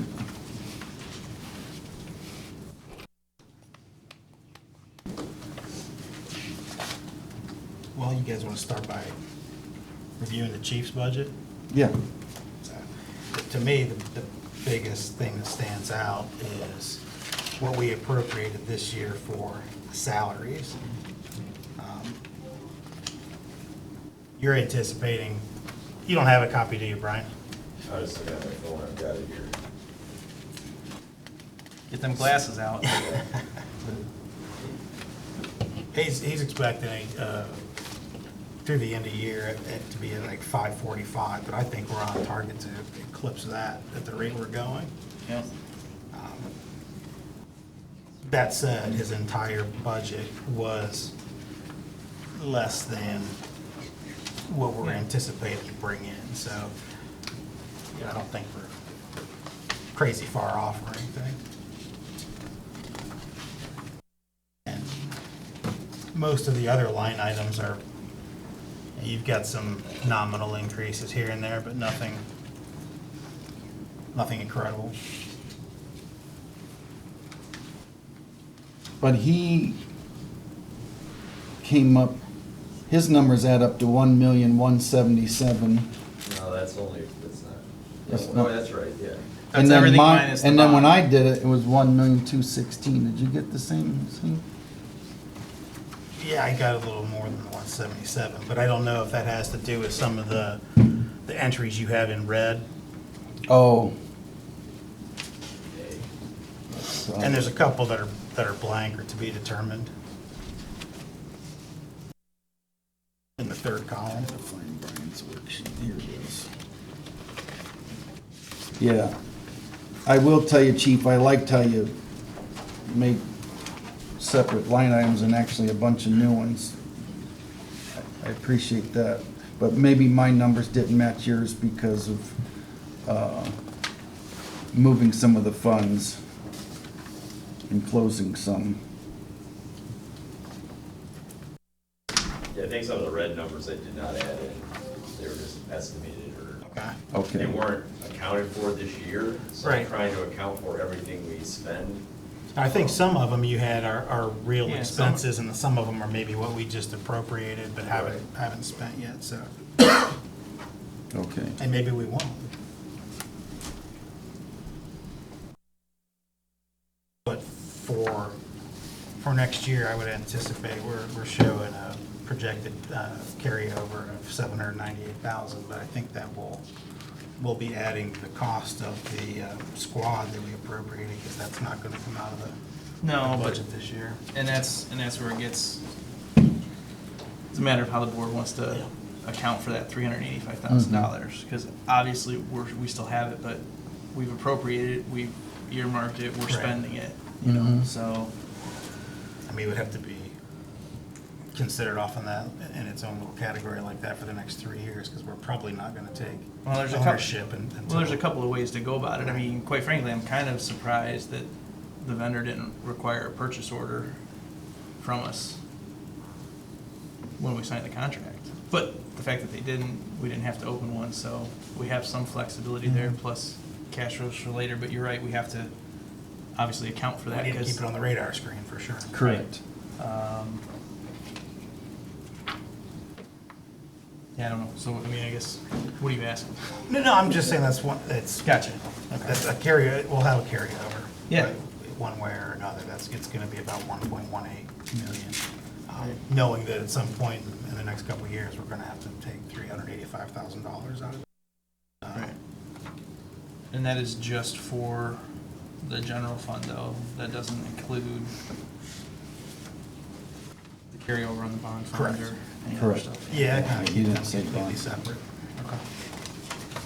But then as far as other, charges for services and real estate taxes, I would assume those are gonna be the same roughly as Slight last year. uptick because of valuations. Yeah. But erring on the side of caution. Right. Yeah, underestimate revenues. Yeah. And even with that, we're looking at a little over 1.3 million in revenues. Okay. And Chief's got roughly 1.22 in his budget. So we're under that. And then, Chief, EMS revenues. You want to talk on that just for a quick minute, like how you feel, what that's going to be next year? Because that's a big part of, obviously, not only the revenue that comes in, you don't have to come up, but like, you're loud enough. Yeah, it's typically about between it's anywhere between 150 and 175,000 probably is a good number to use. About $350 per EMS run, $350 like reimbursement essentially. We don't bill our residents, so that's where that comes in. So each year the past 3 years, I think it was 160 something. I'll look it up here. I think we got 131 in '23 and 161 last year. Right, and we're anticipating 160 this year. Okay. but we only accounted for 129 or what? Yeah, no, and that's good. And one of the Right, we're just things, undershooting there. one of the things Chief and I were talking about earlier today when we were talking about kind of the budgeting piece of it, because of the cost of equipment going up and the way that we kind of set up the levy last year, what the goals were for that.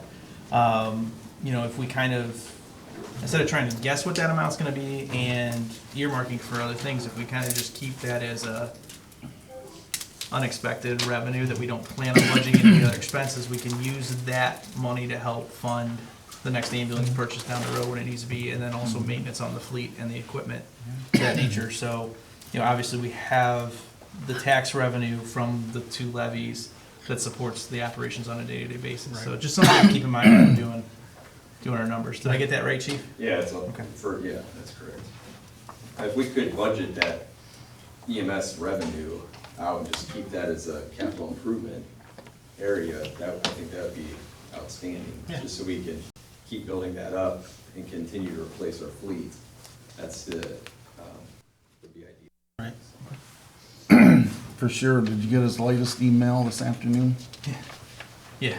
I don't know what that was. Oh, yeah, Pumper? yeah. 900-some thousand, 130 Chief said he was gonna fund it himself, though, float us the money.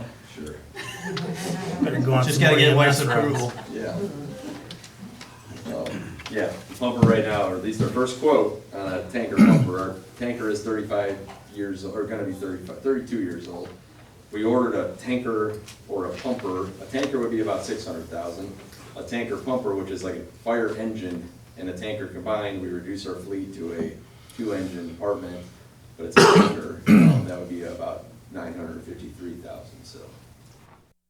Thought it was gonna be over $1 million, but. And how many years? And if we pay it up front, anybody got $1 million laying around, it's $100,000 less, or $90,000 less. Did you say it takes 5 years to get that into? About 5 years to get it. 5? Yeah. Oh, I thought it said 2 or 3, but whatever. Yeah. Yeah. So you breaking it out to salary and operating, or? Yeah, we have salary and expenses. Start at the 600,000 at each right now if you want to, and go up from there. Well, I don't think, that's not gonna cover salaries, because we have 2 separate line items on salaries. Unless we're not paying True. Chief and Tim, and I don't think they're gonna be real happy about that. So, yeah, I didn't account for the Yeah. So, chief agency, so probably 750. 750 on salaries.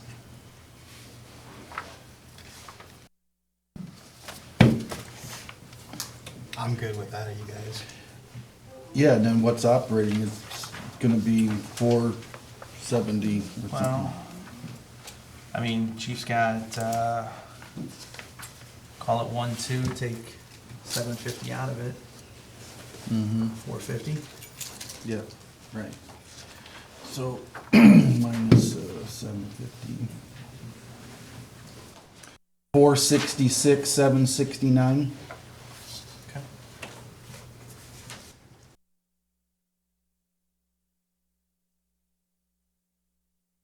You had the OPERS and OPNF in there when you took out salaries? When you just did your math? Yeah, probably not. Thank you, Sherry. You gotta do your, I mean, hospitalization isn't a factor, but you got police and fire, you got OPERS, So yeah, you want to shift, state, federal. that's what probably, Workman's comp falls under salaries. Workman's comp in there? it all comes out of the township, That's doesn't not it? township? Because of the way that the employees are set up. Mm-hmm. It all comes out of the township, Sherry. Okay. But those three line items need to be added in. Yeah, so you'll have to switch 38,000. So increase salaries by 38 and subtract. 788. Yeah. And I mean, if you want to make it easy, you can go 790 and 790 for salaries. 450, and leave it like 450 to give you a little overage. Right? We get 466, so we take 40. Make it, yeah, but I'd say make it 450. Just give yourself a little buffer because I mean, these are stuff's gonna go up. fine-tuned in Yeah. here anyway. 420, Correct. 426, 769. Yep. And then obviously for final when we do permanent appropriations, we'll do it at the line item level Yeah. like we did last year. Yeah. So I'll make the motion for fire district budget to be 790,000 for salaries. Don't forget bond fund. And 450,000 for expenses. Under That would just be general. general. Right. This is general. Yep. And then the bond fund, you're gonna need, for 435 for your, Well, we get, our interest is gonna go up, but our principal's gonna go down. well, the principal payment will be a little bit lower, interest payment will be a tiny bit lower, so,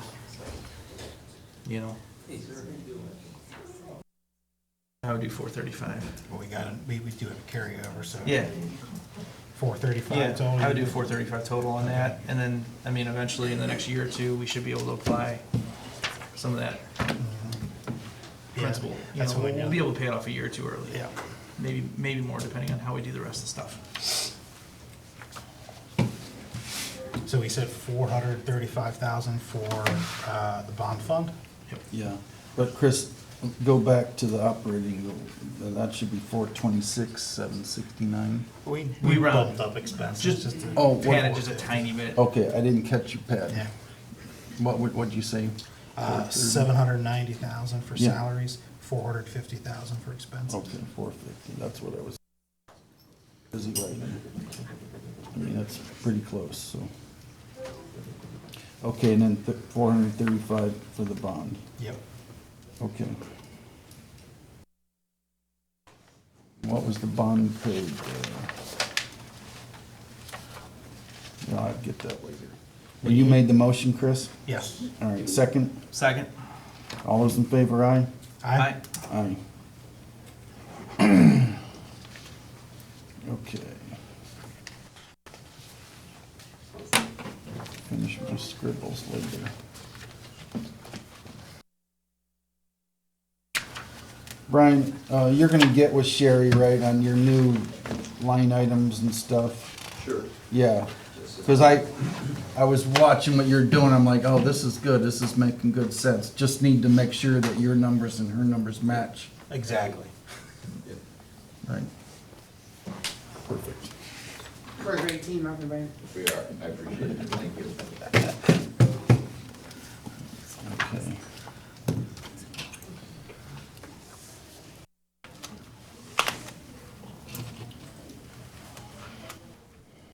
Okay, townships next.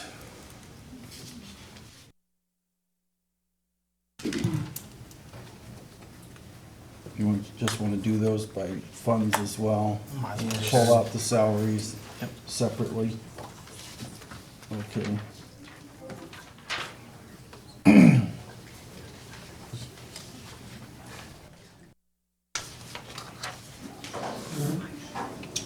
start with the general fund.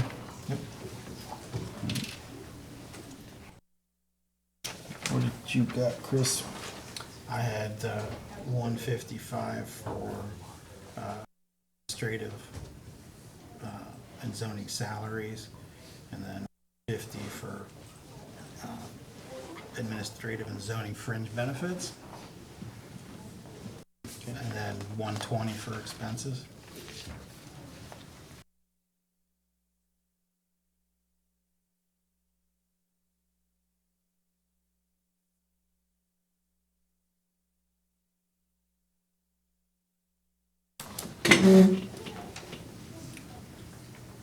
What was your What did we- operating? I was saying, what did we have major this year that we're not gonna have next year? Cause that's down a pretty good amount Out from, of general, There was a big, well, yeah, actually, cause we put some of the, we did have some of the outlays on, like, was the pavilion and stuff finished? yeah, In but this that would be calendar? that was all Oh, ARPA. that's true. Yeah, I don't,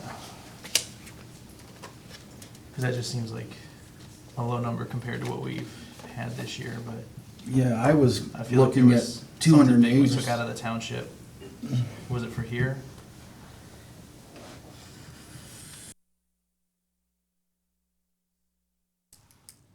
I feel like we covered something on an improvement. Got your Excel file? Yeah.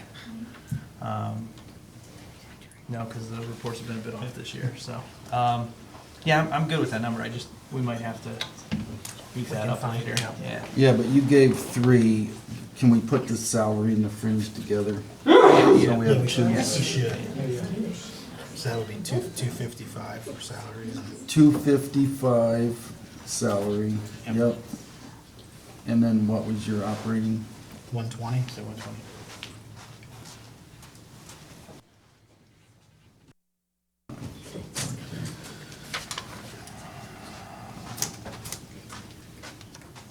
Okay, That's still below what our projected revenue will be. Yep. yeah. We didn't do anything on MVL, really. No, motor vehicle, I mean, we did 0, I just put 10 on there, we can buy salt Yeah. with it, I mean, Yeah, I'm fine with it, you can do 10 for expenses. that's what I on was that. thinking, Alright. 10. And then 2021 is gasoline tax, same thing, we did 0, but I put 110 down, or it doesn't really matter at this point, but if we're getting it in, our salt bill's pretty steep. Right, so what do you wanna do expenses on MVL? 10? Or, I'm sorry, on gasoline tax, you said 110? I thought 110. 110. Well, let's see what we get when we get done, obviously they all go together, so. Yeah. And then, road and bridge, I didn't split it in 3s like Chris did, or, yeah. I did. I've got 208 for salaries and 90 for fringe benefits. And then 302 So you're basically saying 300. 302 for expenses, and I was just kind of keeping it at a 600. What, and we have Coon Club on tap for next year? No, this that's is this year. this year. And, So what do we have that's gonna next be month for coming in next soon. year? Probably Karsten. Well, the Ballish Road culvert got pushed, but that would be. That's OPWC money. yeah. Right. And so Karsten may be, I was gonna say, it sounds like it's gonna be a lighter year yeah. Yeah, a lot on lighter. road and bridge. But we took Um, out, this year, we took Coon Club and Lance out of, didn't we take that out of? That came out of, not road, That came out came of, out of, permissive. or Permissive, something. Yeah, I because think it we was spent that down pretty good. but I think that bill's gonna come in lower, a little bit lower than we anticipated, unfortunately. Yeah, 'cause, well, it's 220, I think, isn't Yeah, it? I think it's It came in coming in like at 20 or 1600. 40 less, something like that. Yeah, that was So good. Rick wants to maybe put some asphalt down on Egypt this year. Okay. But All right. we'll talk. So what about did you that. want to do for expenses under road and bridge? I had 302,000 with 298 for salaries. but Those can be adjusted. I'm sorry, you said 3 flat? 302 for expenses, 298 for salaries. Oh, you gotta be difficult like that, huh? All right, 288. All right, what do you got on That's the cemetery? pot on the Anything? kettle black. Right? Cemetery, two grand. Okay. Expenses only? Yeah. And police was 408. Yep. And then Sherry, we've got some funds here that just been zero forever. Right? We can probably get, There's a lot in the fire department too, we need to, Kick basically them what with- you have to do is you have to submit a letter to the state to dissolve. They just make sure that what they do at that point, they make sure it's attached to those funds still Right. at all. So, Because Brian's got, gosh, I think there's like 6 funds and he only uses 2. Yeah. yeah. The 2082 is, and Yeah. That's then, the old. that's the old Yep, police right. services, and we've exhausted that, so.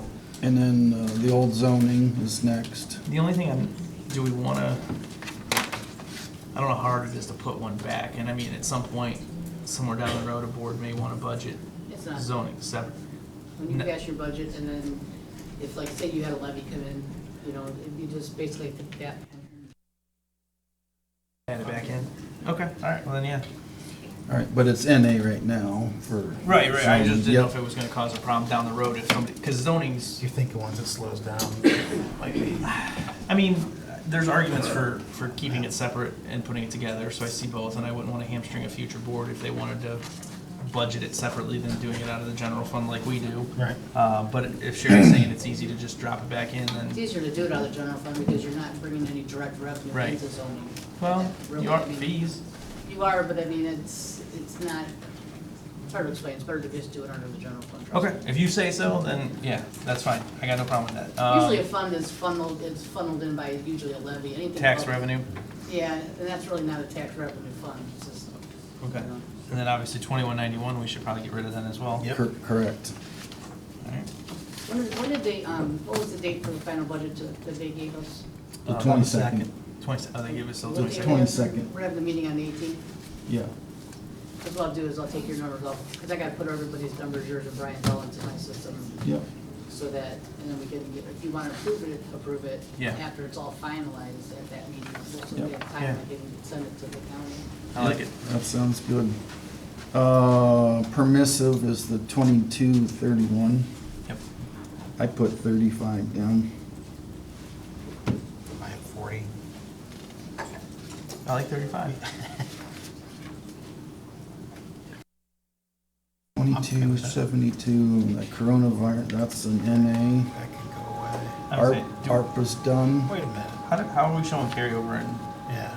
Oh, coronavirus?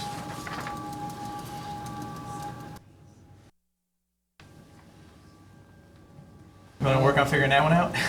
What does your fund status say for that? I thought that was, I thought ARPA and Corona were. I thought so zero. too. Sometimes that, I mean, that budget when it spits out like that, it'll pick up an erroneous number or something like that. I mean, it's been the same for the last 3 years. Right. No, coronavirus fund balance is showing, well, actually, hold on, that was as April 1st, is showing 819909. $81?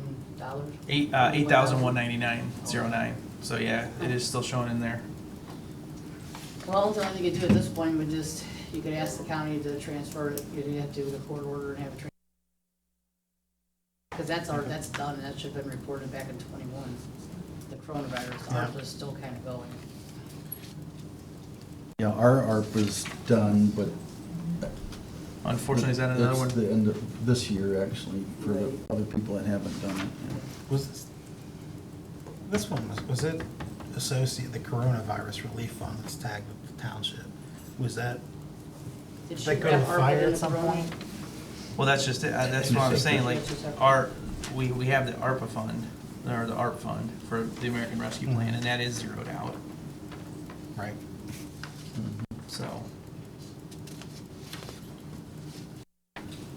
Is that one that you have to handle, or is that something we can do? You'll have to pass legislation to ask, yep, it goes to Medina County Court, and then they'll decide if that money is, because it's already closed up, there's nothing you could do with it that pertains to coronavirus at this point. Right. Unless you find an old bill for something for that rough amount or more from that period that wasn't covered, maybe somehow. And, you know, I mean, we could run a report for what was, you know, expended out of there and see if there was anything that, you know, you could even pay something the fire department had to pay out, something like that, to spend it down in that fund. If not, then the court will just let you transfer it into the general fund. at that end. Yeah, like you say, that it was before Yeah. 2022. Yeah, because there's nothing you can do with them now. They're not gonna want the money back because it's probably a bigger headache for them than it's gonna be for you. 2273 is ARPA, and that's done for us. Opioid Fund 2274. Put zero down. We're gonna have to figure out what we wanna do I with put it. 7,000, I mean, I think we can, I wonder if maybe we can even do the AED side of that possibly. Depending on what. I think it's Well, no, it's supposed to for go to good the like, drug. law enforcement drug. Yeah. So, Mhm. okay. But I mean, I think we have to either give it to the police department or the sheriff's department, because we don't Yeah. have a program that we can spend it on, so. Okay, so you want to do. I put seven. 7,000, I don't, you know, Well, if you wanna try to make it a project and donate it out, certainly. Yeah. it's for a specific cause, and we're not really doing anything with it right now, so. And then the last two. Well, what do you wanna make it, Chris, 7? You guys okay with that? Yeah. Okay, We got- hold on, that was 2274, 7. Okay. McDeck is done. 298. McDeck grant, yeah. And then, I got an 8 there, that's okay, that's good. 4101, the capital project. That was for the bond, that was Yeah. back when the That's building was, dead. so we Yeah. should kill that one too. yeah. Yep. Okay.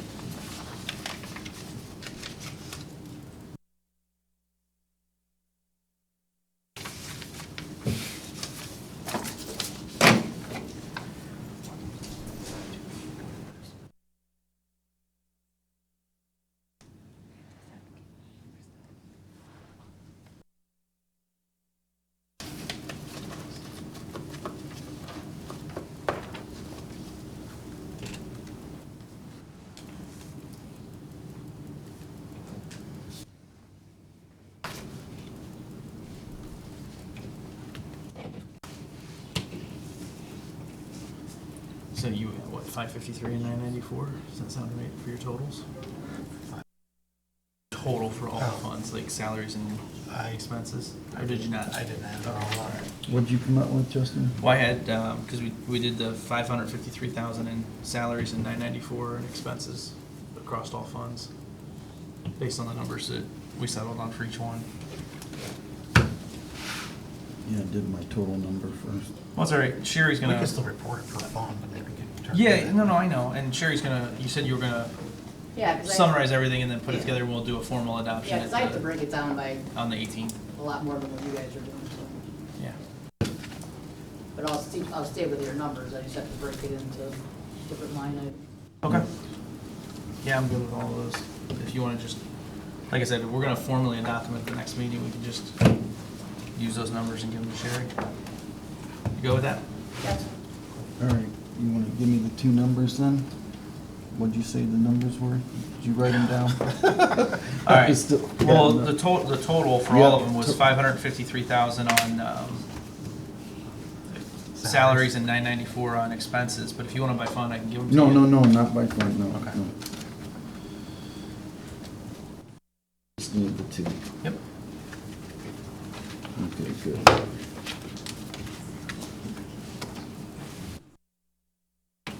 All right. You motion for that?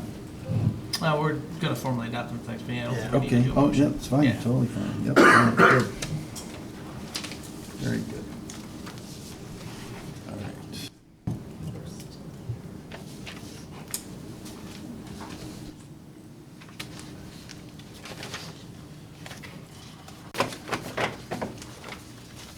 All right.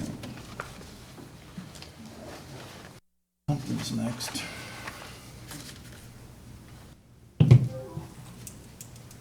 Zoning fee schedule. I think someone else put that on. Did you put that on there? We I talked put it- one on there. And that's Okay. fine, yeah, I got your email from earlier today, I had thrown it on there as well, because we had Okay. talked about it at the last meeting, we had the issue with, not really having ever probably foreseen because the zoning fees were. $100,000 permit. Well, the zoning fees schedule was based off of valuation, and, with the vast majority of what we've done in Lafayette Township being residential homes, we never. It worked. Right, it worked. So we had talked about putting a cap in, but I know trustee Fullerton had sent out some revisions earlier today, so I guess we can discuss which way we want to go with it. Yeah. I mean, yeah, go ahead anyway. Yeah, no, that's good. So Karen and Sherry worked on all of this, and then when we met, we tried to pick which one we thought most fit with Lafayette. And then all the other 12 or so townships that they got information from. Lafayette was the only one, like Justin said, the only township that based the fee on valuation. Everything else was square foot. So basically, in a nutshell, I was thinking the best option for Lafayette was, this is for commercial building, by the way, specifically, $175 fee plus 10 cents per square foot. And that would be for new construction or a change of ownership, change of use, and, or alterations. Accessory buildings or structure alterations and additions. Some of the townships are pretty high, and some of them are fairly average, and we're kind of somewhat in the middle-ish. But it just, our fees were just outrageous. Yeah. I mean, just crazy. Well, I think the fees themselves were pretty good until you got the commercial valuations being higher than residential. I mean, again, it's one of those ones where, yeah, anyway. Yeah, I don't know, like I said, I think, when we had talked last month, I think we had kind of talked about just putting a cap in and keeping it simple, because I did notice, and I don't know if it was intentional or what, but based on our current fees, we don't currently have anything for home occupation. Right, yeah, that was my next thing to bring up, yeah. Okay, sorry, I didn't mean. No, no, that's okay. And then, also, it looks like we're lowering the variance fee. I did not highlight that. Karen, I don't think that was. Because our current residential appealer variance is $450, and the one that you sent out earlier today has $400. Oh, that was my bad. Should be $450. Yeah, just a typo. I mean, I'm perfectly fine with going to a square footage calculation for the commercial. I think the home occupation is probably a reach, just to be able to actually enforce and get everybody that falls under a home occupation to actually register. Well, I think the only thing that I was questioning was under section 215, article 2 in our zoning book, proposes a permit, It does. but yet we don't have a fee for the permit. So I mean, do you put 0? You put $25? I mean, how do you require a Right, but- permit without a? But also, how do you police whether somebody has a permit for a home occupation if they're following the guidelines and the occupation is fully within the home? Oh, yeah, no. I mean, know. you'd have to come in and request a permit, and that'd be the time we'd charge them, right? That's like, But it would be one where you would only charge somebody that volunteered Right, the information, and you're not gonna.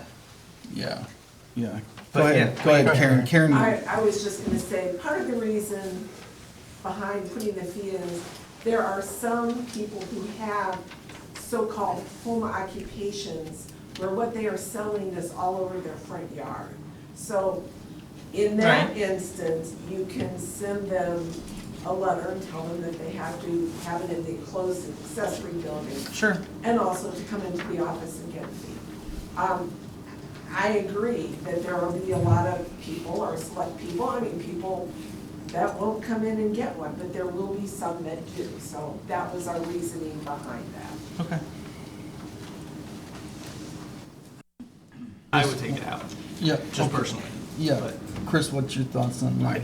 I don't think it hurts to put it in. I don't think we're gonna get a whole lot from it. Might as well keep it in. I mean, it's not- Well, we're not. Well, I mean, there's this is- nothing This is in- adding, it's not That's what I'm something saying, might as that well we've leave it been in this doing. proposed exhibit. I would You're saying put it in for 25, $25. That was just the number that Karen and Sherry and I came up with. It's just kind of an average of the other townships. There's not a big downfall to having it in there, is what I'm saying. No. I just think it becomes an enforceability issue, and there's, I don't foresee, wanting the zoning inspector to spend a lot of time Right. dealing with a home occupation or somebody that works from home. If you have a neighbor that complains about it, Well, goes and investigates it. But to Karen's point, if their home occupation spills out into their yard, then there's other avenues Right. for doing it. The fee and permitting process is not required in order to take that step. Mhm. Just my thoughts on it. I would take it out, but, Okay. And and we any other- agreed that the variance fee was a typo, it's supposed to Yes, stay 450. 450, yes, that was a typo. So we move the home occupation? That would be my recommendation. It's fine. Okay. Well, then, based on that, I would make a motion to approve Resolution 12, an amendment to the zoning fees I'll second. as in Exhibit A, so. All right, Actually, he Yeah, introduced it, you can that's second fine. it. I'll second it. yep, okay, roll call. Parole, yes? O'Neill, yes? Fullerton, yes.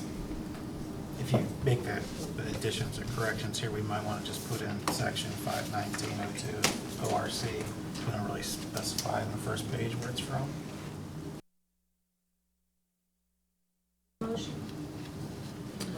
Ty? I second it. You see what I'm saying here? Here, while you guys Just finish this, I'll be right put back. ORC in here. Oh.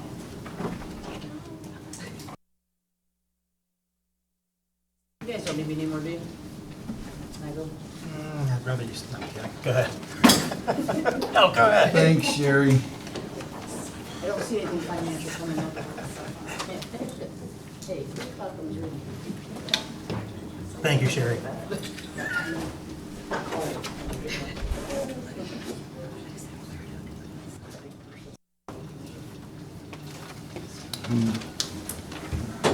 You introduced it, Parole seconded it.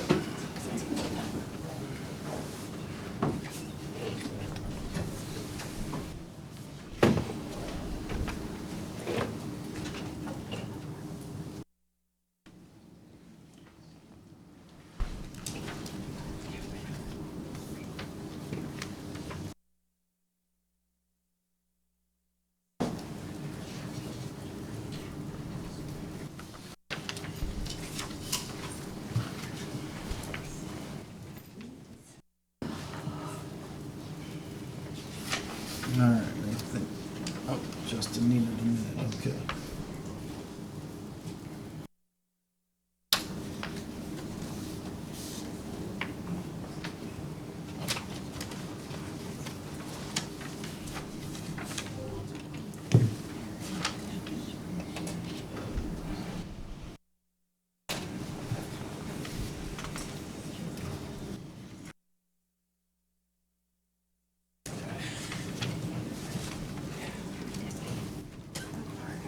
My apologies, everyone, sorry.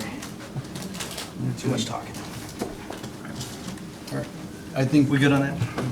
yep, I think you're next. Yep. Oh, and Sherry just left.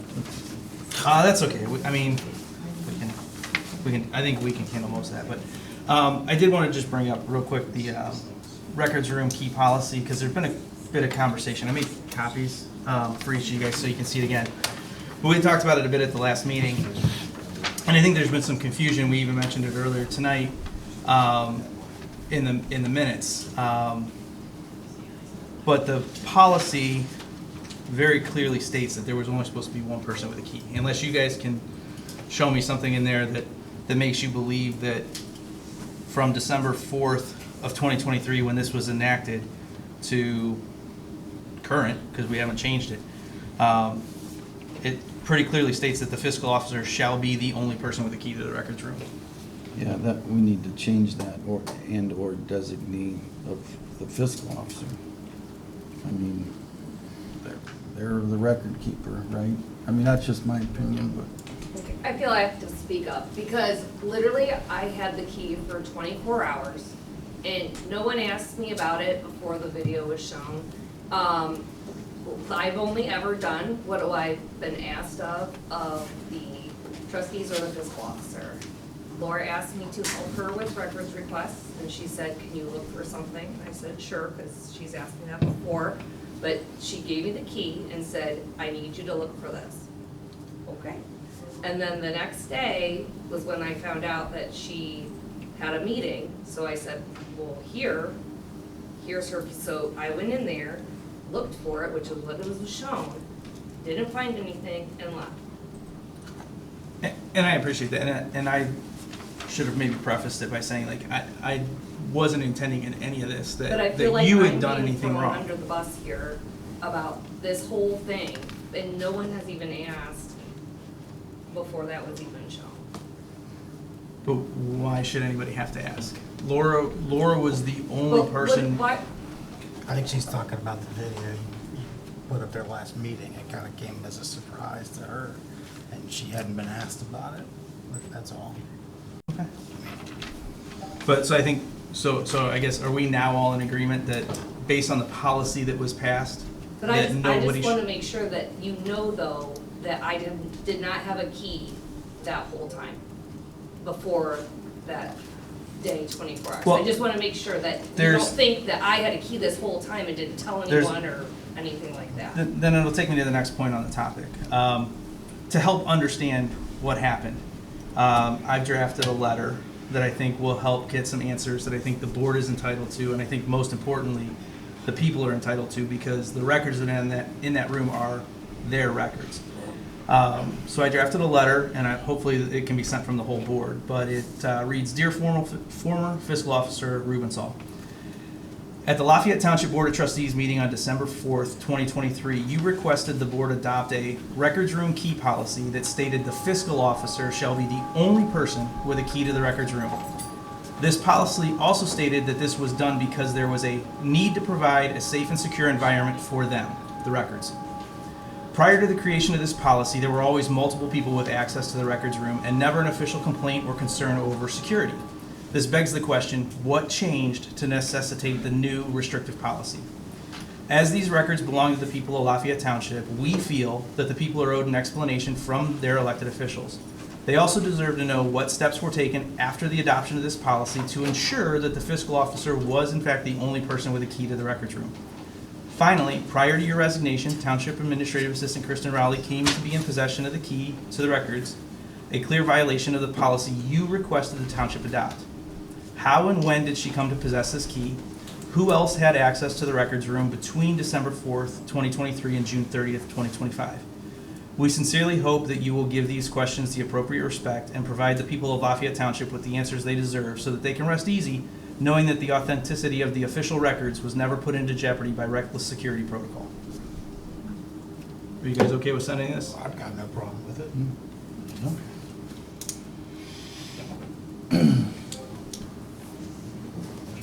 If you guys wouldn't mind signing, I got a little envelope here, we'll send it to Laura. So back to the policy, do you have a little better verbiage?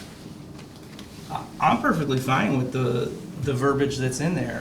When the policy was adopted in December of 2003, I thought it was an outstanding policy that helped alleviate any concerns over who was in control of the records. So I would recommend that we leave it the same. And if we want to do something with a designee or, you know, something like that, it should be, we've talked about allowing the fiscal officer, not allowing, because it's not like we allow it, but budgeting for the fiscal officer to have an assistant Right. that reports to the fiscal officer. Yes. And I think that's very important, because to Kristen's point, this isn't about me thinking Kristen did anything wrong. It's about the fact that Kristen reports to the Board of Trustees. We're the ones that she reports to, even if she's helping Laura with something. And so that puts her or anyone in that position in a difficult situation. If anybody else is gonna have access to the records room, it should be the assistant to the fiscal officer. And the big difference there is, as we all know, we authorize the budget for it, but that person is hired and fired at the fiscal officer's discretion. So there's no question of any potential for impropriety. Any of the three of us are future trustees putting pressure on somebody, you know, who do they serve, right? So I would leave the policy as is, with maybe the caveat of if the fiscal officer had a true fiscal assistant that worked just in their office reporting just to them. Yeah, because That I've would talked be the with Sherry, exception. and she's thinking that might be a good idea to have an assistant. 100%, and that's why we've got the public records thing on. The next piece is how do we help the fiscal officer be able to fulfill those, you know, and obviously access to the records room would be something that would be required on that, but. Right, exactly. All right. I've got no problem keeping it the same either, but I just will say that I think Billy, he said that, I'm almost positive that the fiscal officer is the keeper of the keys, but they're responsible for them. So can you really stop it? I'm Well, not saying we change the policy. Okay, I but get to the it. flip It's side, good we to have all, this we policy. all have keys to all the buildings. Right. I can't just give my keys to whoever I Correct. want to. Right. Why is it any different? Because she's the keeper of it, I think she might have the authority to do that. I'm not saying for sure, I'm not saying we change the policy, but that might be a way that it can be interpreted, because I'm pretty sure Bill used to say that. All right. All right, well, that's what I have for that. Okay, you're up next. Public records policy. This one will be a little bit tougher without Sherry here, because that was obviously one of the reasons we had it on there.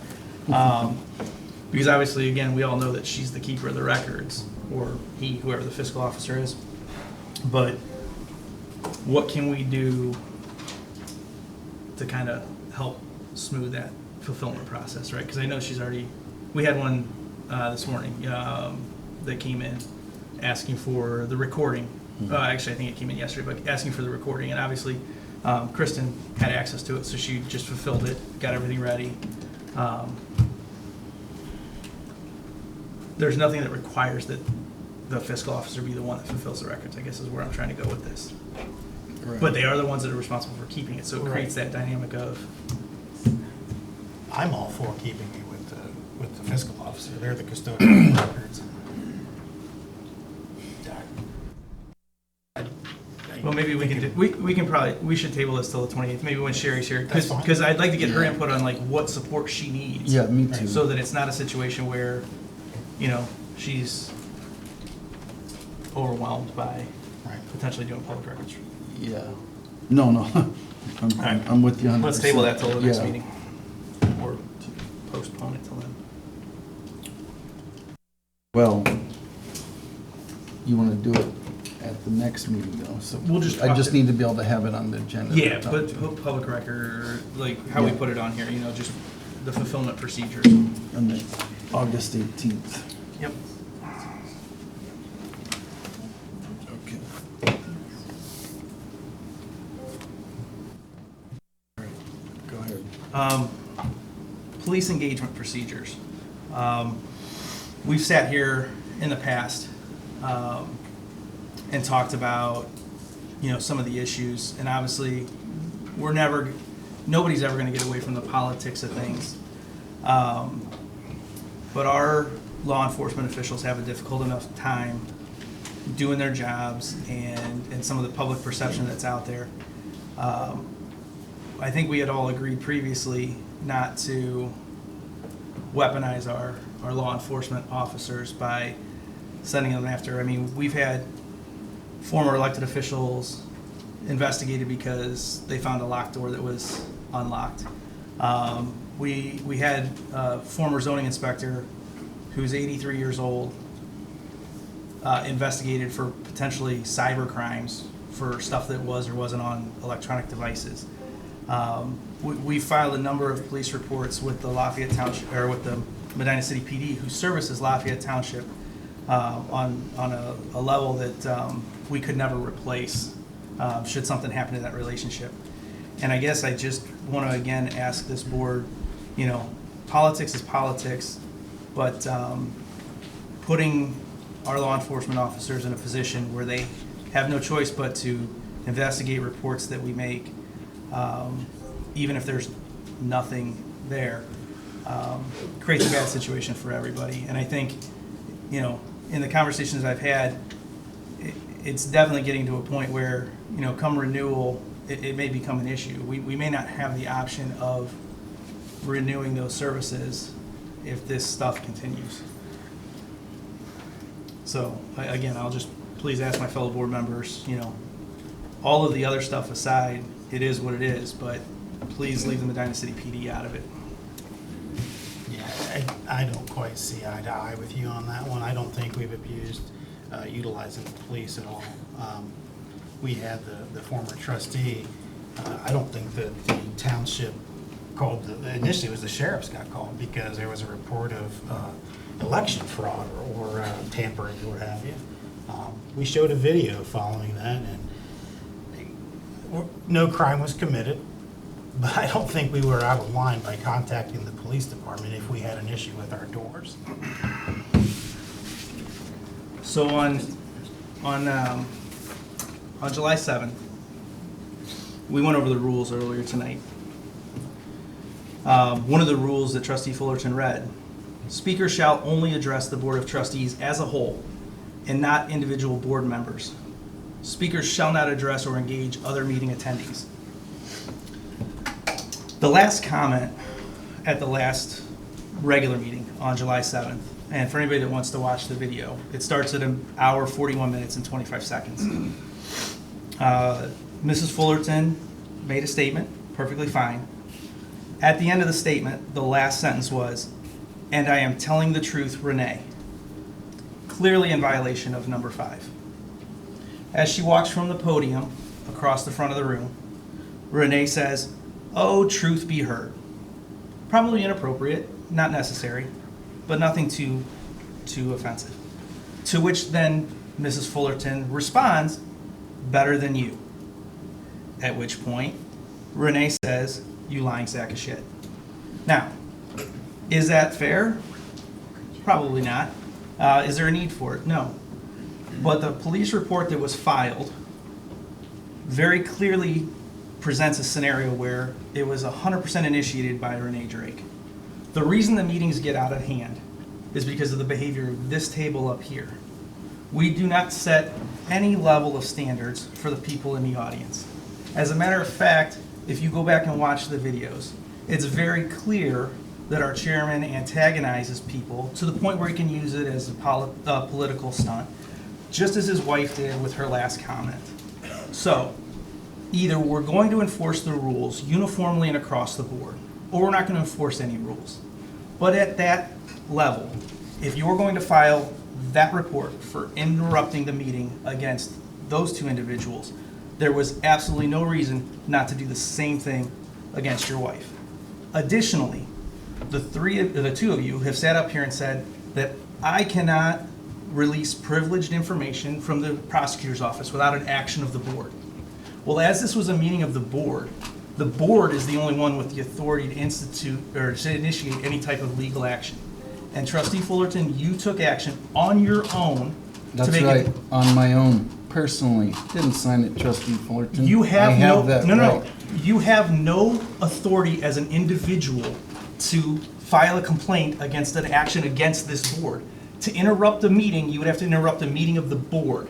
So it would have to be as a trustee. You couldn't file that complaint as any other person. No, that's your And you- opinion. That's fine. Okay. That's fine. Well, like I said, Yeah, no, point taken. I got all your point. That's good. Anything else on that? no. But are you really going to say that everything comes from this table? Yeah, 100%. You don't think anybody from the audience gets up here and speaks with the intent of just being divisive or? Has anybody in this room that's attended any of the other past meetings ever heard anybody up here actually ask somebody in the audience to stop, short of just saying, oh, that's great, more political theater? There's back and forth, but never once has anybody said, look, we're gonna knock this off, or the meeting's not gonna continue. And here's the thing, at the end of the day, that is the only thing that the chairman of this board has authority to do. He's not the president, he doesn't have higher authority than Chris or myself. But when it comes to controlling this meeting, that's the only thing the chair does. And he has refused to do it at any point, anywhere. And that's why it gets out of hand. Chris doesn't have an authority. It's just that simple. I seem to recall a couple of meetings ago where a resident came up to the microphone again without being called upon. And your answer was, we've let other people do it twice. We But have. I tried to speak up then, and. But either way, you know, did you the talk about chair, sides, did the that chair person was say on your anything? side. Did the chair say? Probably It's not. not. It's not And that's my why- place. It's not my place to keep order at the meetings. If you want order at the meetings, I'll happily take the chair position. I think reading these rules was a great idea to do at the beginning. That's why The- we adopted them in the first place. Absolutely, and we've never enforced one of them. And that's why we read it today. Next item, fireworks and noise. You already did that one. Well, we talked about it in the emails, that's what brought it up. I mean, obviously, we've had some complaints. I talked with Lieutenant Markham. There are set timeframes, days of the, you know, we didn't, the board has never expanded prohibitions on what the state said is kind of like the basis. So, you know, I just wanted to bring it up to the standpoint of, is there any interest in the rest of the board of potentially revisiting, potentially putting in any type of restrictions outside of what's already in place, and or potentially looking at like some sort of noise ordinance or something along those lines? That's the thing. We've had no noise ordinance because they're nearly impossible Right. to enforce. The fireworks rules that are in effect right now came about a few years ago when the fire marshal implemented them. Yeah. And we adopted those shortly after the fire marshal did it as our own. Those are noise ordinance from the city of Medina, and then obviously the fireworks rules that you're talking about. So that's kind of what's in place now. But just so you guys have them as an example, there's a kind of time. But we adopted them, the fire marshal's guidelines in the township simply because we didn't want the fire department to have to go out and enforce these rules. The police department could do it if it's, you know. So that's where it stands now. So we don't have noise. We have a fireworks one that's you know, the language from the fire marshal. Is it noise or is it fireworks? I mean, I've heard it both ways. Oh, it's a safety issue, it's a noise issue. Well, we kind of have to determine, in my opinion, which is it? Is it, if we want to pursue something further. If it's a noise issue, we're going to be no farther ahead of the game than we are right now because it's nearly impossible to police a noise issue. Right. You're not going to stop people from shooting a shotgun out at any hour of the day. Nope. You know, if they have the Well, I don't know room if to it's do any it. hour of the day. Lieutenant Markham, I don't want to put you on the spot. We had talked about it a little bit. Can you explain what you guys can do from a noise standpoint? Yeah, if it's Disturbing the peace unreasonable type? and it's late hours, then definitely we Right. can take action. But if someone's playing their stereo and it's in the middle of the afternoon in the township, it's not the same as the noise ordinance that we have. Right. And I would assume from a noise perspective, fireworks would fall into it the same exact way, right? Yeah, I think, or the fireworks law that Right, prohibits it from the times, Right. and not on the specific holidays that it's allowed in Correct. the township. So, I mean, I don't think there's a whole lot Okay. we can do. I'm not sure there's a whole lot we want to do. I just wanted to bring it up because obviously we had received a couple of different emails and communication about it, so I just wanted to at least, Did those people that complained, did they contact the police? Do we know that? I have no idea. I just know that they, you know, obviously there's some strong feelings on it. I had, well, and it's difficult, right? Like I had a woman reach out to me, she runs an animal rescue, you know, and she's having a struggle with a neighbor that doesn't really want to give her notification. She simply reached out and asked, like, hey, can you just let me know in advance when you're gonna do it so I can sedate the animals and keep them safe? And it's a neighbor back and Right. forth thing, right? So it's difficult, but that kind of highlights the issue of, you know, we have, you know, I've had some of our, people that run farms that, that have to sedate animals around the holidays and stuff like that have issues with animals injuring themselves and fleeing and stuff like that. So it's just something to possibly consider. But like I said, I just wanted to bring it up for potential discussion or thoughts, and we can always do some research and circle back to it later. Absolutely.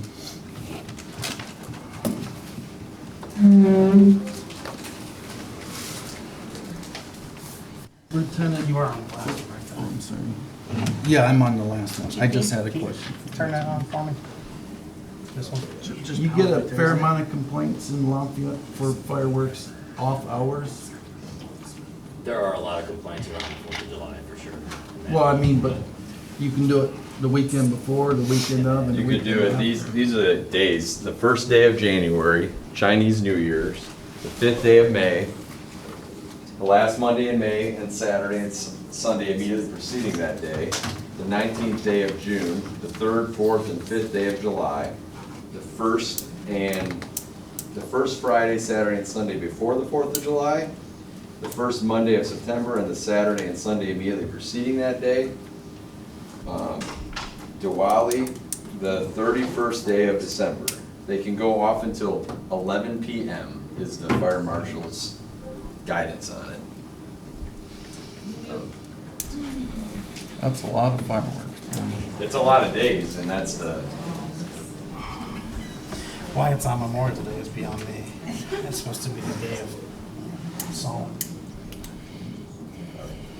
is that what you're looking for? Yeah, so I don't know if there's a, I think oh, you're on. they're all. I think. But you made a statement last meeting that when you were talking about the video, the records room, that you pointed the finger at Ty and me and said it's because since you've been in, the two of us have been working against you nonstop, or something to that effect. Chris, can you And- move towards your microphone? And I don't think that's the case. I think that not only is that true, I think it's 180 degrees opposite. And I think that started long before you took office. But this is all, the people should be able to expect a better relationship between the two of us, or the three of us amongst us individually, a more professional relationship. And this is a video that was publicly record requested. This is the one that was of the topic of discussion last meeting. The hug video? Yes, have you seen it? No, I just Oh, wanted you're in for a clarification. real treat here on this one. All right.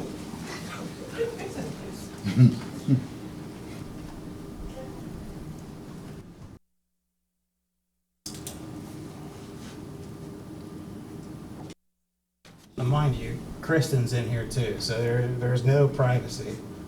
There's no expectation of privacy.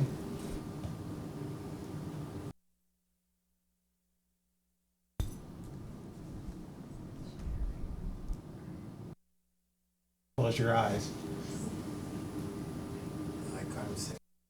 Now, that's the incriminating, scandalous evidence right there. My question is, what good was ever going to become of this public record request? We had a public record request that came in on April 9th or something. Yep. This video should have been overwritten.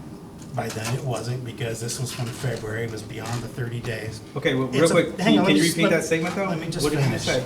It's beyond 30 days.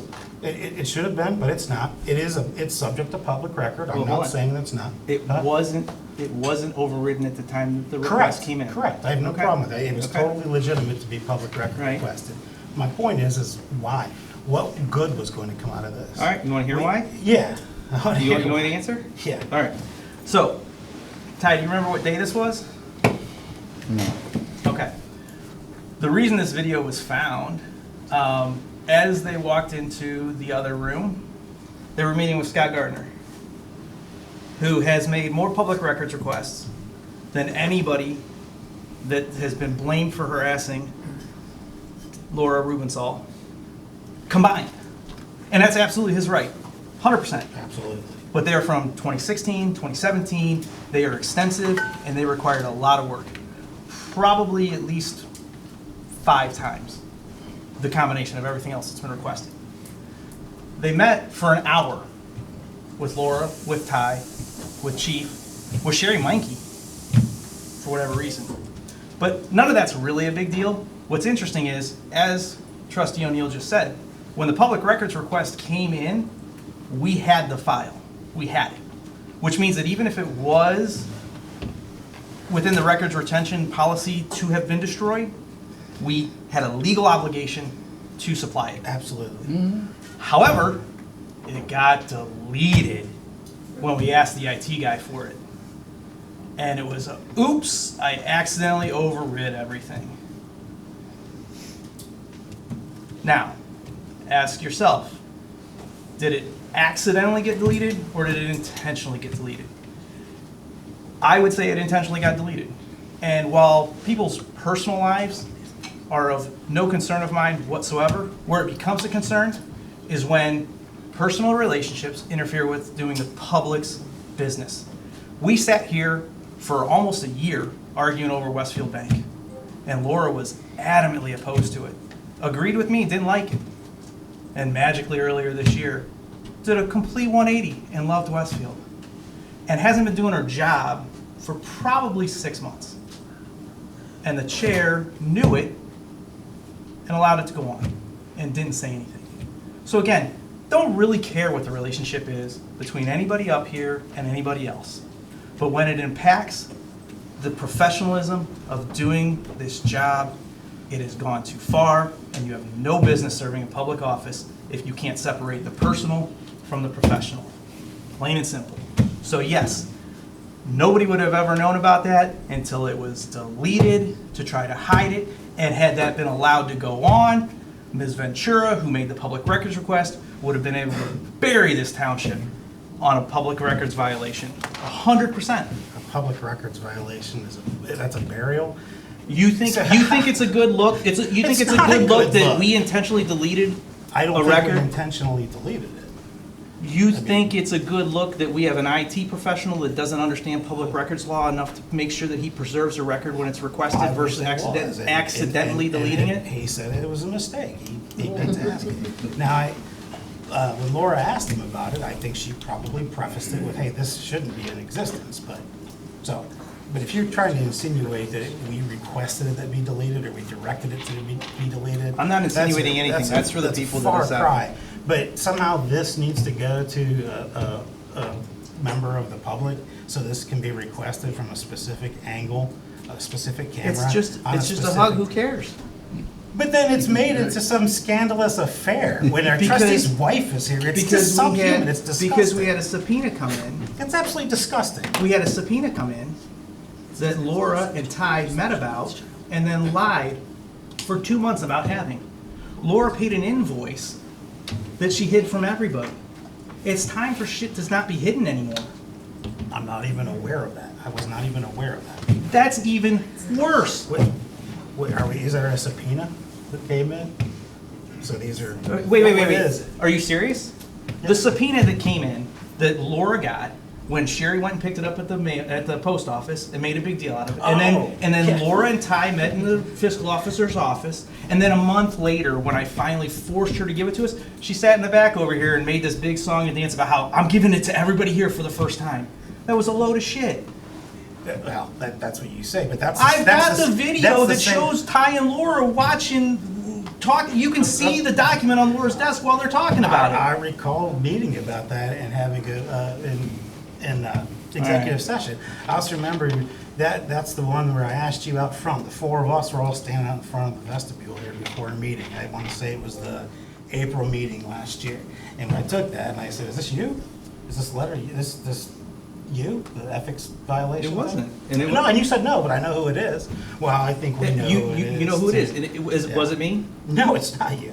But the ethics then- commission that I got called in front of for disclosing that very subpoena that everybody here knows was a public record, the ethics violation complaint was made by his wife. It said personal. It said confidential on there. So yeah, But we already had an opinion from the Right. prosecutor's office that said it was a public Afterwards, record, and it yeah. was shared as a public And then record you to said, I'm everybody not here. going to bring it up. I remember talking about it. But if it was up to me, I'd like to just go out and be able to talk about it and spike the football if it doesn't come true. I mean, yeah, but then you went and shared it. You went and posted it. They made a public records request for it, and you had to turn it over in a public records request. I didn't share it with anybody. You put it on Facebook. After it was already released as a public record. But you're a sitting trustee. You don't think that we should have a little. You're right, bit I'm a of- sitting trustee. I should hide information from the Not residents. hide. There was an ongoing investigation, right? In Into fact, what? There was an ongoing investigation that was Into for. what? Do you have a copy of it? I don't know the exact verbiage. It had to do with insurance and former trustee Warcola's SPCA involvement, right? Mhm.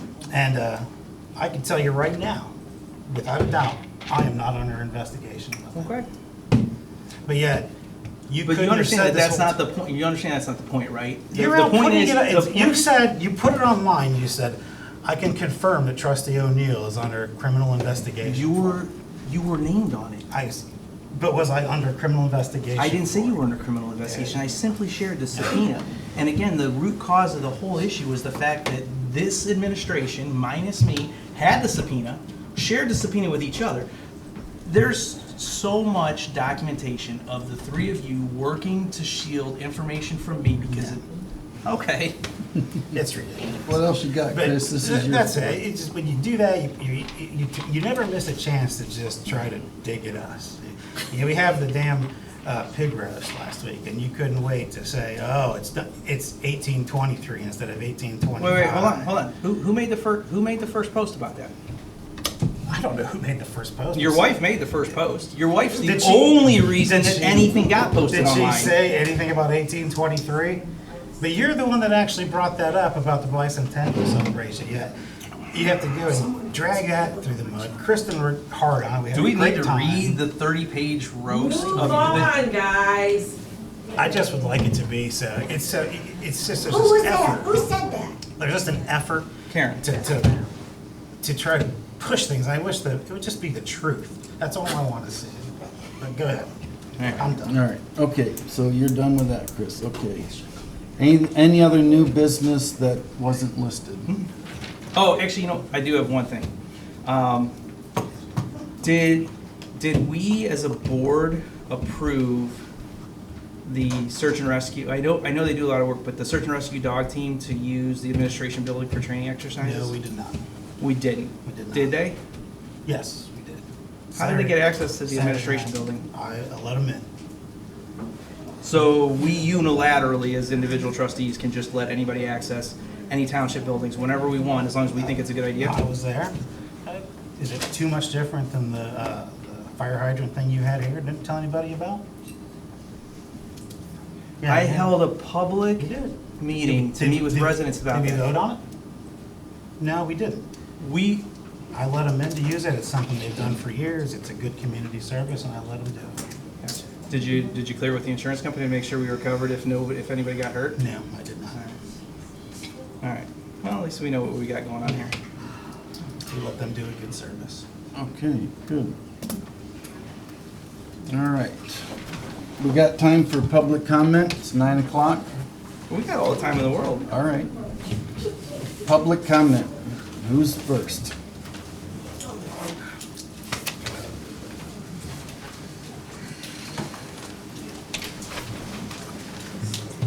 No, King 6944 Road. I just found it interesting in the last couple minutes that we had a conversation on one end about how we're hiding things from the public, but on the other end saying we can't send the police to investigate.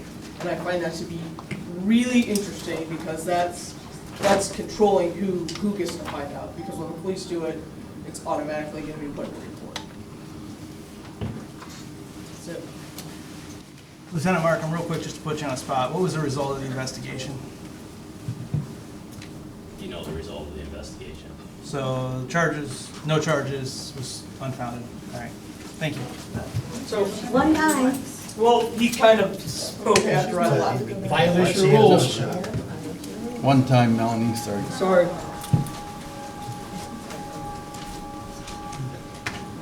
Now you got people raising their hand. Oh, yeah, sure.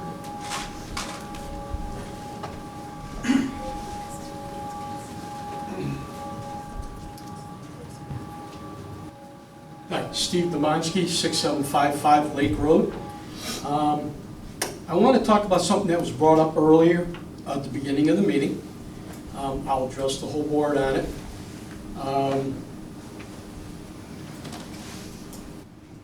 Oh, guys, my mind just went blank. It just went blank. We understand. Wow. I've been listening to so much. My head is, I don't remember what I want to talk to you about, buddy. If I think of it, can I come back up? Or no? Well, you can stand there and think about it for a little bit. Okay. I'm going over this in my head and I forgot.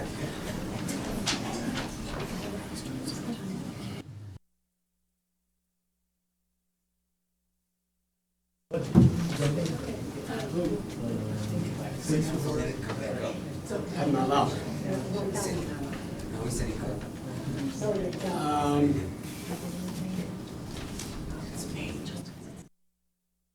Well, we're gonna have to pass on it, guys. Sorry. I forgot. It wasn't nothing bad. It was just a question I had. Okay. Thank you, Steve. Sure. I'll let somebody else in. Thanks, If I Steve. think of it. Yes, sir.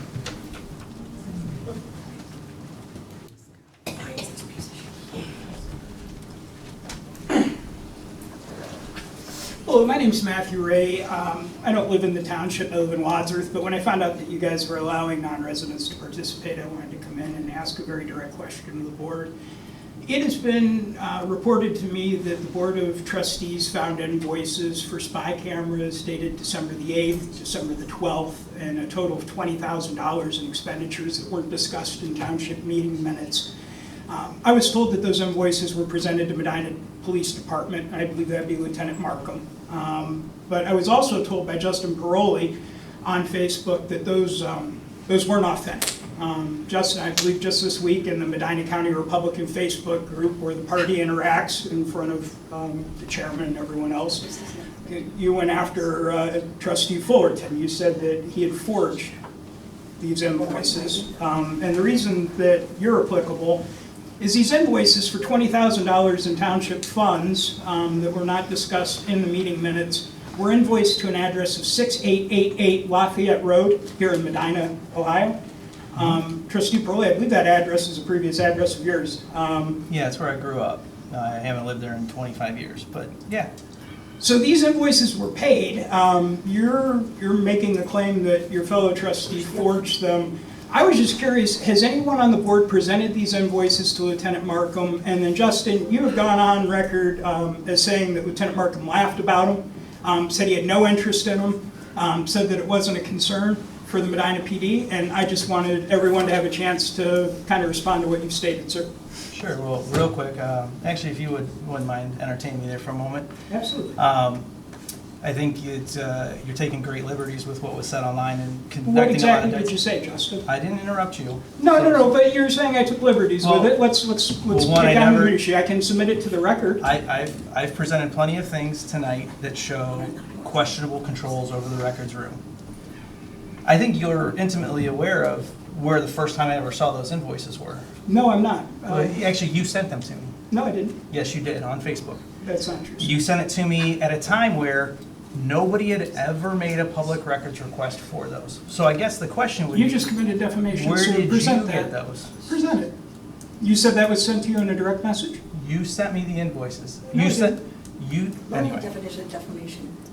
Yeah, he's sitting here lying. But anyway, No, it's not. please speak on your conversations with Lieutenant Markham about the invoices. I never made a comment that I spoke with Lieutenant Markham, because I never spoke with Lieutenant Markham about the invoices, other than I think I may have had one conversation with him about whether or not they had ever investigated them, but I don't believe it was ever more than that, and I So if didn't. I present a record of you stating specifically Lieutenant Markham had a conversation with you and laughed about them and I said... never said that. Okay.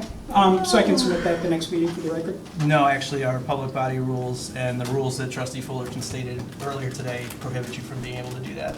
And again, I address the board. Has anyone on this board presented those invoices to law enforcement?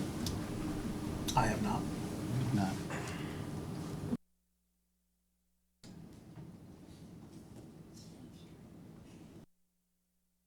So any comment? Are they authentic? Are they forgeries? They're to your parents' address or to an address associated with you? I have- That's $20,000 in these people's money. There was no discussion in the meeting minutes. Right, I see just like this board, prior to my being on it, put security cameras in place without a discussion on the record. Security protocol can be handled any number of different ways. Additionally, I'm not really sure, again, the invoices, I've asked the Medina PD, I've talked to Terry Grice about it. I would love to have them authenticated, because it is rather interesting that there's a conspiracy that's tried to be put together that connects that. These were invoices that supposedly hid cameras, if I have it right, so please In feel exit free. signs, yes, sir. Right. Found by Right. firefighters. And people wanted to conceal the invoices, so the people in control had the invoices allegedly mailed to an address, but then filed those same invoices at the township with a record of their payment. Are you familiar with the invoice of May 20th, or 30 I'm sorry, May 15th, 2017 with seconds. handwriting? We got 30 seconds. Handwriting on the invoice that can easily be authenticated, showing that one of the trustees at the time. Have it authenticated. So are you joining my calls to have Lieutenant Markham Oh, please look into this missing $20,000? I'm not joining your cause in anything. But, Of course not. Yeah, you talk about integrity and things like this. These are invoiced to your parents' house. It's $20,000 of township money. I personally handed those invoices to Charlie Snyder, Here's the thing. BCISA. That's five. You like to talk about defamation, but That's five. what you just did is exactly that, so. I turned those invoices over to DCI, Justin. If no one else has done it, I've submitted them to law enforcement. Who's next?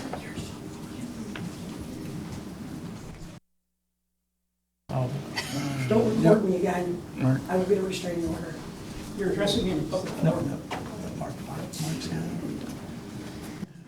Don't look for me again because you leave them out. Mark Frederick, 6146 West Smith Road, you know the rest of that.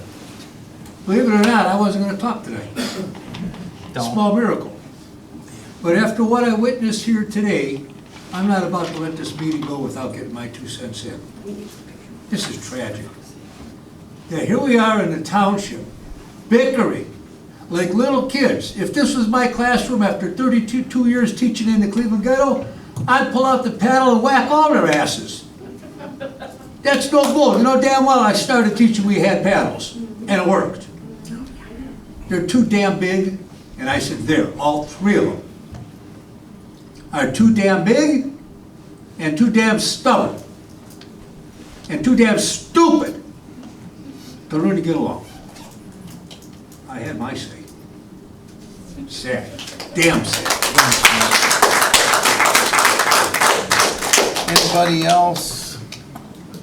Yeah, blue shirt, yeah. Can I just ask, in the matter of saving some time, is my husband allowed to approach with me because we both live at the same residence and both aware of the issue? I don't have an issue with that. Okay, thank you. We'll only take 5 minutes instead of 10. Or 2.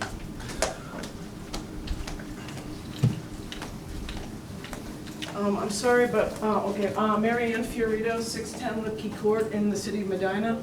And Chuck Fiorito, same address. My topic isn't as exciting as all these others. I came here back, I think back earlier in the beginning of the year, I was talking about a residence 5887 Ryan Road, that according to the online records is owned by Big Black Hole LLC, and evidently they are then renting this property. This property has, and it continues to get bigger, it has shrubbery that is really blocking residents on Harger to go out and make a left turn onto Ryan Road. Now, I've gotten a little flack from people as I've just asked any other people about this. I do think it's a danger because you're trying to pull out onto a 45-mile-an-hour road, which most people probably are actually going over 45 miles an hour. This shrubbery, I was told at the last meeting, I can't just go down and cut it down myself. Evidently, whoever is living there or owns that property has no concern about that, and I know this is not part of the topic, has no concern in general about the overall upkeep of their yard. That shrubbery, according to some zoning information we were looking at, is definitely over 2 feet tall. I have stopped and I've taken photos, which, you know, those are my photos, but I've taken in both like a large SUV and a smaller, lower sedan. It is very hard to see past those. I've talked to a number of residents who say that it's very hard to see past it. For what it's worth, I didn't know if under the Lafayette Township zoning laws, I just kind of wrote it down. It was a section 208 about corner lots, section 208E2. If any way that kind of would apply. We're just asking for assistance to have somebody either speak with the people who own the home, the company. I think I talked Big Black Hole LLC. Somebody tried to look into them. I've tried to look into them. To be honest, I don't mean to sound judgmental about this, but just from the upkeep of that property, I don't feel comfortable walking up and knocking on the door and say, hi, you know, can I talk to you? You're kind of making, you know, impairing the vision of driving down the road. Now, my husband, who does have some experience, you were looking at where we had to stop today. So just have you, so you have a perspective, when you pull out, there's a stop sign at that intersection. It's for a large residential development, right? You come out, the stop is supposed to be at the stop sign where an imaginary stop bar is. You can see absolutely nothing when you look north from there. You actually have to pull up to like the fog line of the road where your car is encroaching onto Ryan Road before you can get a line of sight down the road. And it's not like this is decorative or planned or planted shrubbery. This is just wild growth around a telephone pole that's never been weed whacked or cut down. And it's very hard because people have said, well, I've heard people say, well, I can just pull by and see it fine. But the problem is if you pull up too far, you're really risking the whole front of your car and whoever's turning onto Harger to just take out the front of your vehicle. Again, my concern is, you know, myself, I'm always usually turning to go to work and heading south on Ryan. I'm always making sure I've got to really pull, you know, forward. You've got new drivers, you've got people in low riding vehicles. Again, it'd be great if, again, several other residents in the area have voiced a little concern about it. If there just be any way that maybe this could be addressed or looked into. We're not, you know, we're not saying go and cut your lawn. We're just asking, please, you know, reduce it, maybe make it a little shorter, just so that we have some visibility. And I know, yes, the leaves will fall off in the winter, but if nothing's done with it, it will continue to get bigger next spring. So, again, I'm sorry, it's not an exciting issue, but we're just hoping maybe one that possibly could get looked into, if possible. Okay, thank you. So, thank you for your time, thank you. Chris, is that something that you can take on with Rick? Yeah, I'll look at it. I thought Rick had mentioned that he had stopped by there, but We contacted. his truck's a higher truck. We so- contacted the property owner, and they said that they were going, this was last year. And I think shortly after that, there was some stuff cut down. I think they might have done some sewer work in there too, so. So, wait, you did talk to the property owner? And they cut it at one time. Okay. Okay. All right. Got somebody else. Oh, I'm sorry. Yep. Mr. Peruli. My name is Joette Peruli. I live at 5637 Birchwood Drive in Chippewa Lake. I'm only here to address Ty and his comments that he made about my 14-year-old special needs son, saying that he destroyed some equipment in the copy machine or something in the town hall, and that some other things that he had said about it. My son, he's 14, he's autistic. He has ODD and he's also bipolar, and he's very hands-on, touchy looking at stuff, but he didn't, and Ty said there was hundreds of dollars worth of damage. There wasn't, there's no receipt, nothing was ever fixed, nothing was ever, it was just to disparage Justin, and I understand they don't get along, you don't have to like me or my husband, but talking about publicly about my 14-year-old special needs child is the lowest, most vile, just disgusting. You owe my son an apology is what it comes down to. And you're lucky that he doesn't really understand, but he has heard. because he watches the videos, and he knows that you said something bad about him, and he asked, Mom, what did I do that was bad? I was just looking. You owe him an apology. He has special needs, and he thinks he did something wrong because you accused him of doing damage he didn't do. Do you understand, like, what that does to a special needs child? Well, I'll comment when you're done. Okay, I just want you to understand, that's what I'm here for, is that is not acceptable ever. If you have a problem with something, you come, and it's a child, it's a minor, one, you're treading on serious legal thin ice by doing that to a minor, a special needs minor. It's called an eggshell plaintiff. Just, you might want to look that up, number one. And number two, if you have a problem with it, you talk to Justin or to me. It's a child. It's not a issue that you bring up out here. And third, you lied. I asked for a receipt. I asked Justin to get receipts. I asked what the damage was done. I'll pay it out of my pocket. There wasn't. You lied about my son for whatever political bullshit you're pulling up here. And Chris, you need to, your wife talking about me and my family online, she's already clearly gone into slander and libel on that. So I just, I have nothing to do with any of you people. I barely have anything to do with Justin anymore. You just crap out of me. But the point is, me and my son, we're not a part of this. Don't bring us into it. Don't talk about it, because I'm not afraid to go to the courts. I'm not afraid to make sure that the right thing is done. So you guys can fight amongst yourselves, but if anything ever comes up about my child again, you won't like the legal results. Do you understand? Do you understand? It's yes or no questions? Yeah, certainly do. Okay, no, please, whatever it is you have to say. I want to No. wait in case I need to respond. No.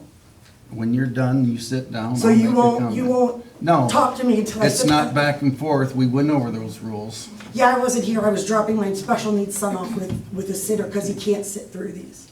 And I didn't want him to hear anything else disparaging about himself.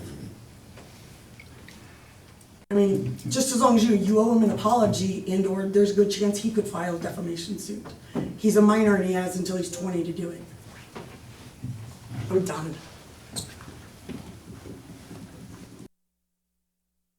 All right. If anyone's curious about that, those were Laura's opinions of why she quit. Those weren't mine. That was derived from conversations I had with her. Conversations, but no written statements, Yeah. no way to corroborate that that's actually what she said, right? Oh, you can ask her. All right, anybody else next? Hmm?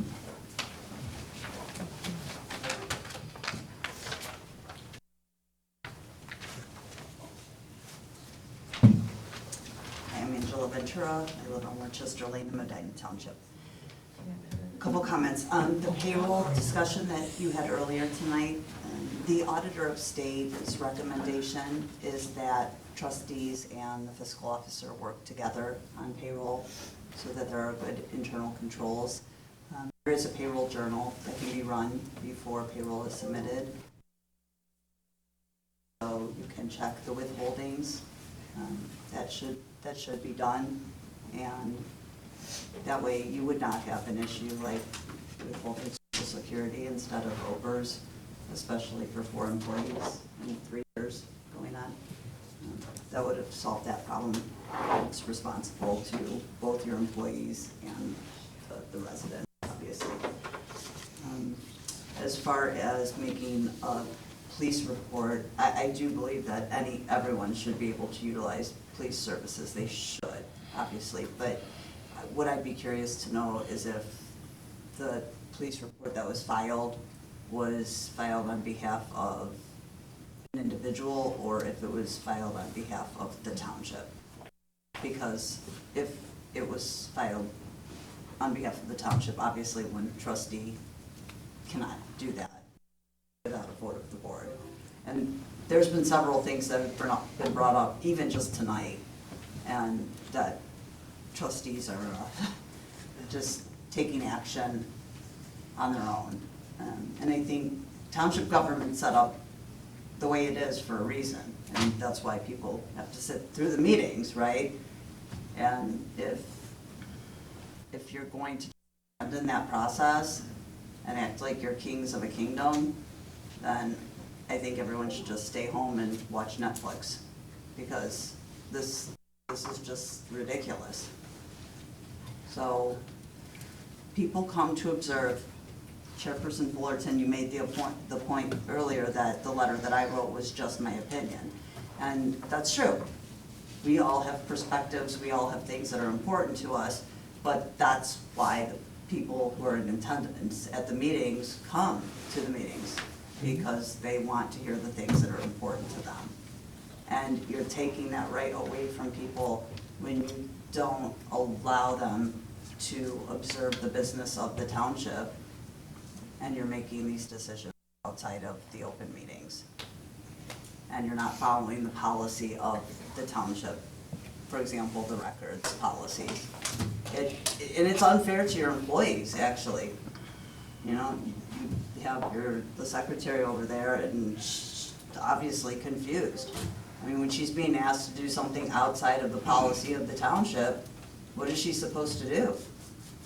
And you're sitting up here and not even being able to figure out what you guys are doing with this policy. It just doesn't make sense.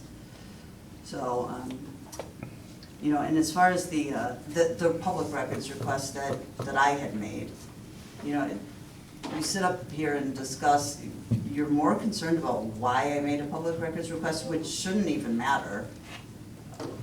But you're not worried about why you deleted it. And that's really the problem. The request itself, what was on the request, none of that should matter. The fact that the township deleted it is what matters. And you don't care, because you don't want to talk about what's really important. That's the issue. And if it really was your IT vendor that deleted that video by mistake, then that IT vendor should not be employed by the township. Because you have a duty to the constituents of this township, not to your IT vendor. And lastly, just the rules that you're implementing for public comment. I think it's great to follow rules. I just don't think it's great to follow rules just because it suits your needs, because you're upset and your feelings are hurt and you're trying to protect yourselves. So that's all. Thank you. Okay. Anybody else? You okay to stand up there? Yeah, I do it.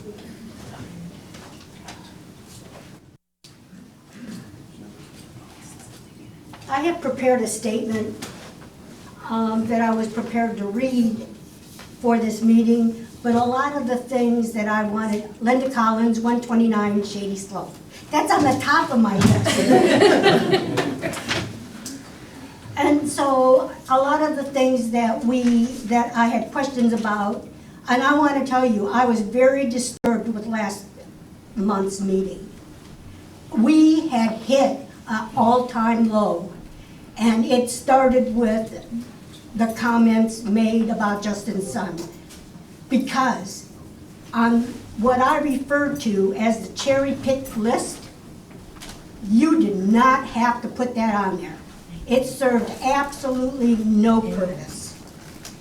But moving on from that, you indicated that the fiscal officer had numerous requests from Michael Carstello, former Lafayette trustee, Angela Ventura, a former fiscal officer from a neighboring township, who started attending meetings and due to her experience noticed certain inaccuracies and dared to ask questions.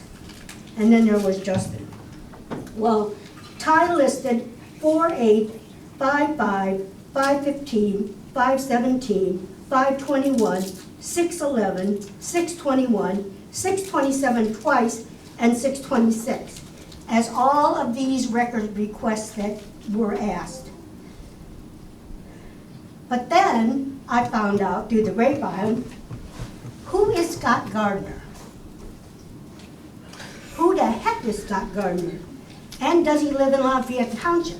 Because you refused to answer questions from Angela because she didn't live in the township.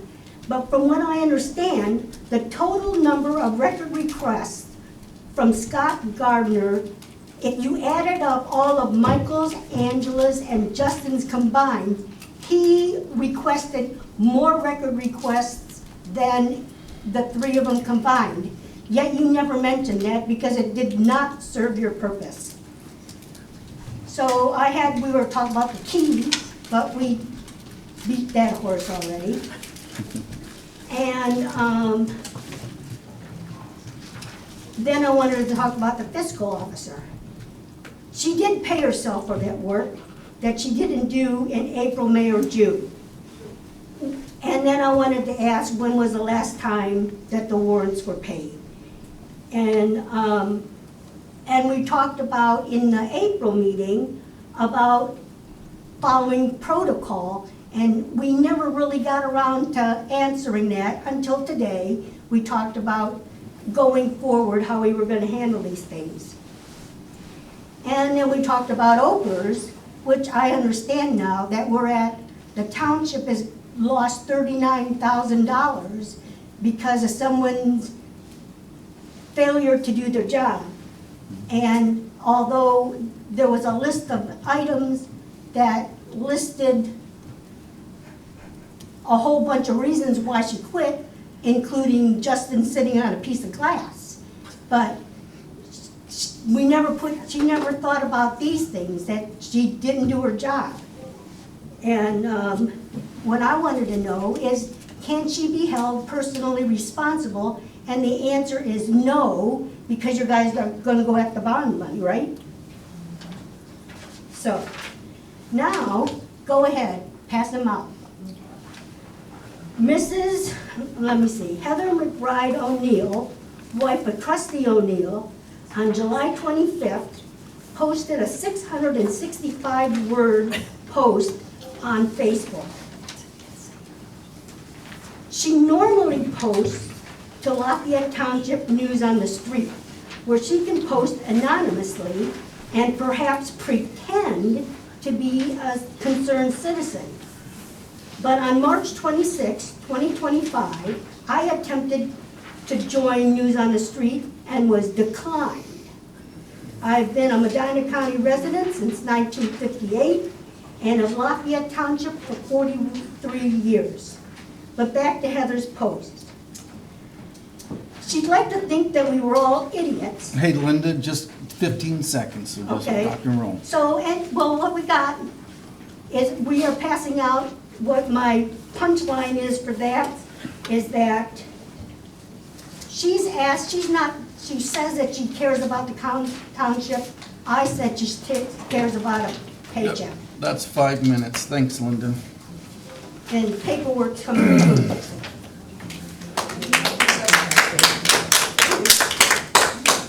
I don't want to fall. Ooh. Pick me up. No, well, it's a public record. You all right? Yeah. Thank you. Anybody else? Carrie?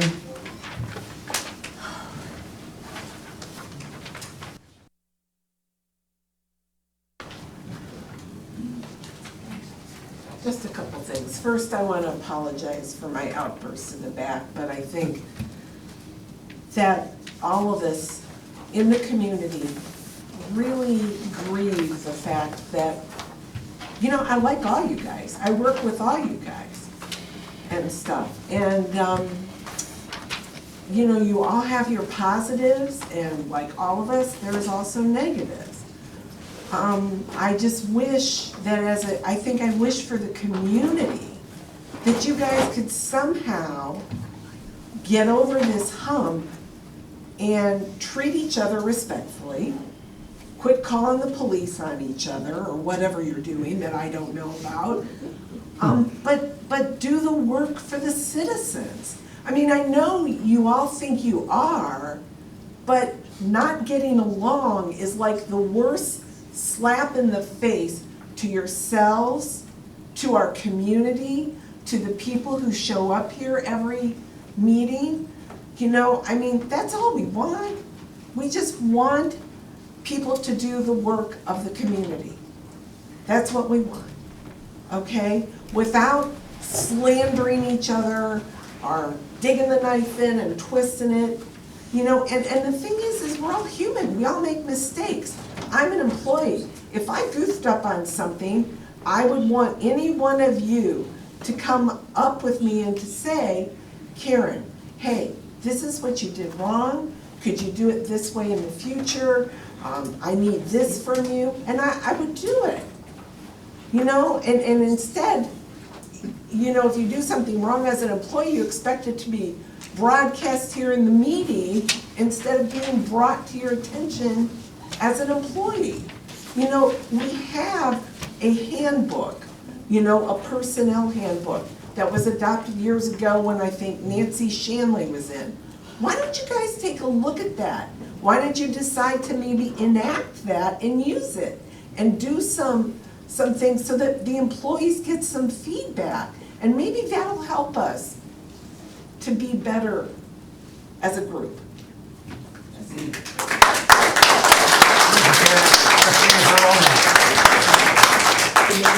Karen, Someone back here. real quick.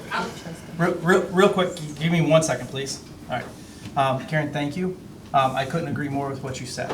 The one thing that I will say is, for those that have been at these meetings on a regular basis, I think you've heard me routinely ask this board for some sort of accountability, both of ourselves and of our employees, and to have some sort of review process or feedback loop, and I am constantly pushed back against. And if there is one thing that, you brought it up perfectly, we have a handbook, and quite frankly, it's not perfect, nothing is, but it's very good. And it does require regular reviews of our employees. And there hasn't been one in the entirety of anybody's term up here. Who would review you? What's that? Would you review each other? No, we're talking about our employees, our service department okay. members, our zoning team, our chief and I are working on the fire department. That's a little bit different, but yes. We could review each other, but then department heads, trustee liaisons. My name's Scott Gardner. And I'm actually from Ravenna Township, but I actually grew up in Lafayette Township, actually Chippewa Lake. I actually graduated from Cloverleaf in 1992 before I did a split two, before I went to the Army, basic training, AIT. My main focus, and I don't know what the public records requests are from these individuals up here. I just counted on my phone before I came up here. I had 14 from January until June or July. So I don't, if anybody thinks that that's excessive, I apologize. I'm here actually just to investigate what happened to Mr. Brian Macrin, right? I could care less about the politics, honestly. I mean, I don't want to say that because I still consider this my home. So I do somewhat care about the politics, but that's not what I'm trying to report on, right? My public records requests are relative to the death of Brian Macrin. So I just felt that, because my name keeps coming up, some of you don't know who I am. You're welcome. All right, I grew up here, all right? Went to high school here, and so that's who I am. Just wanted to let you know.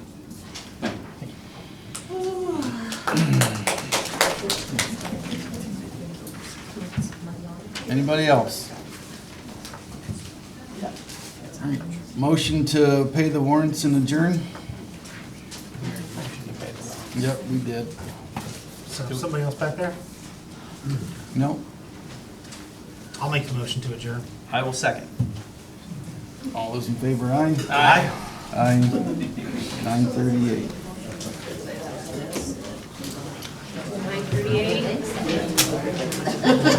Okay, so the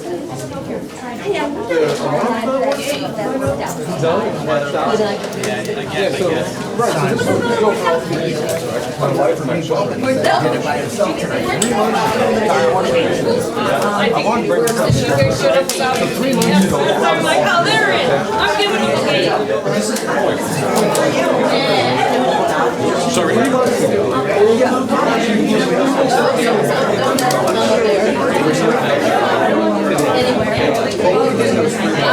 with my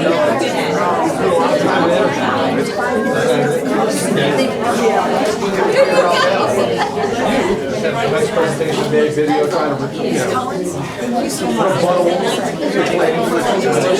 taking sides, not taking sides,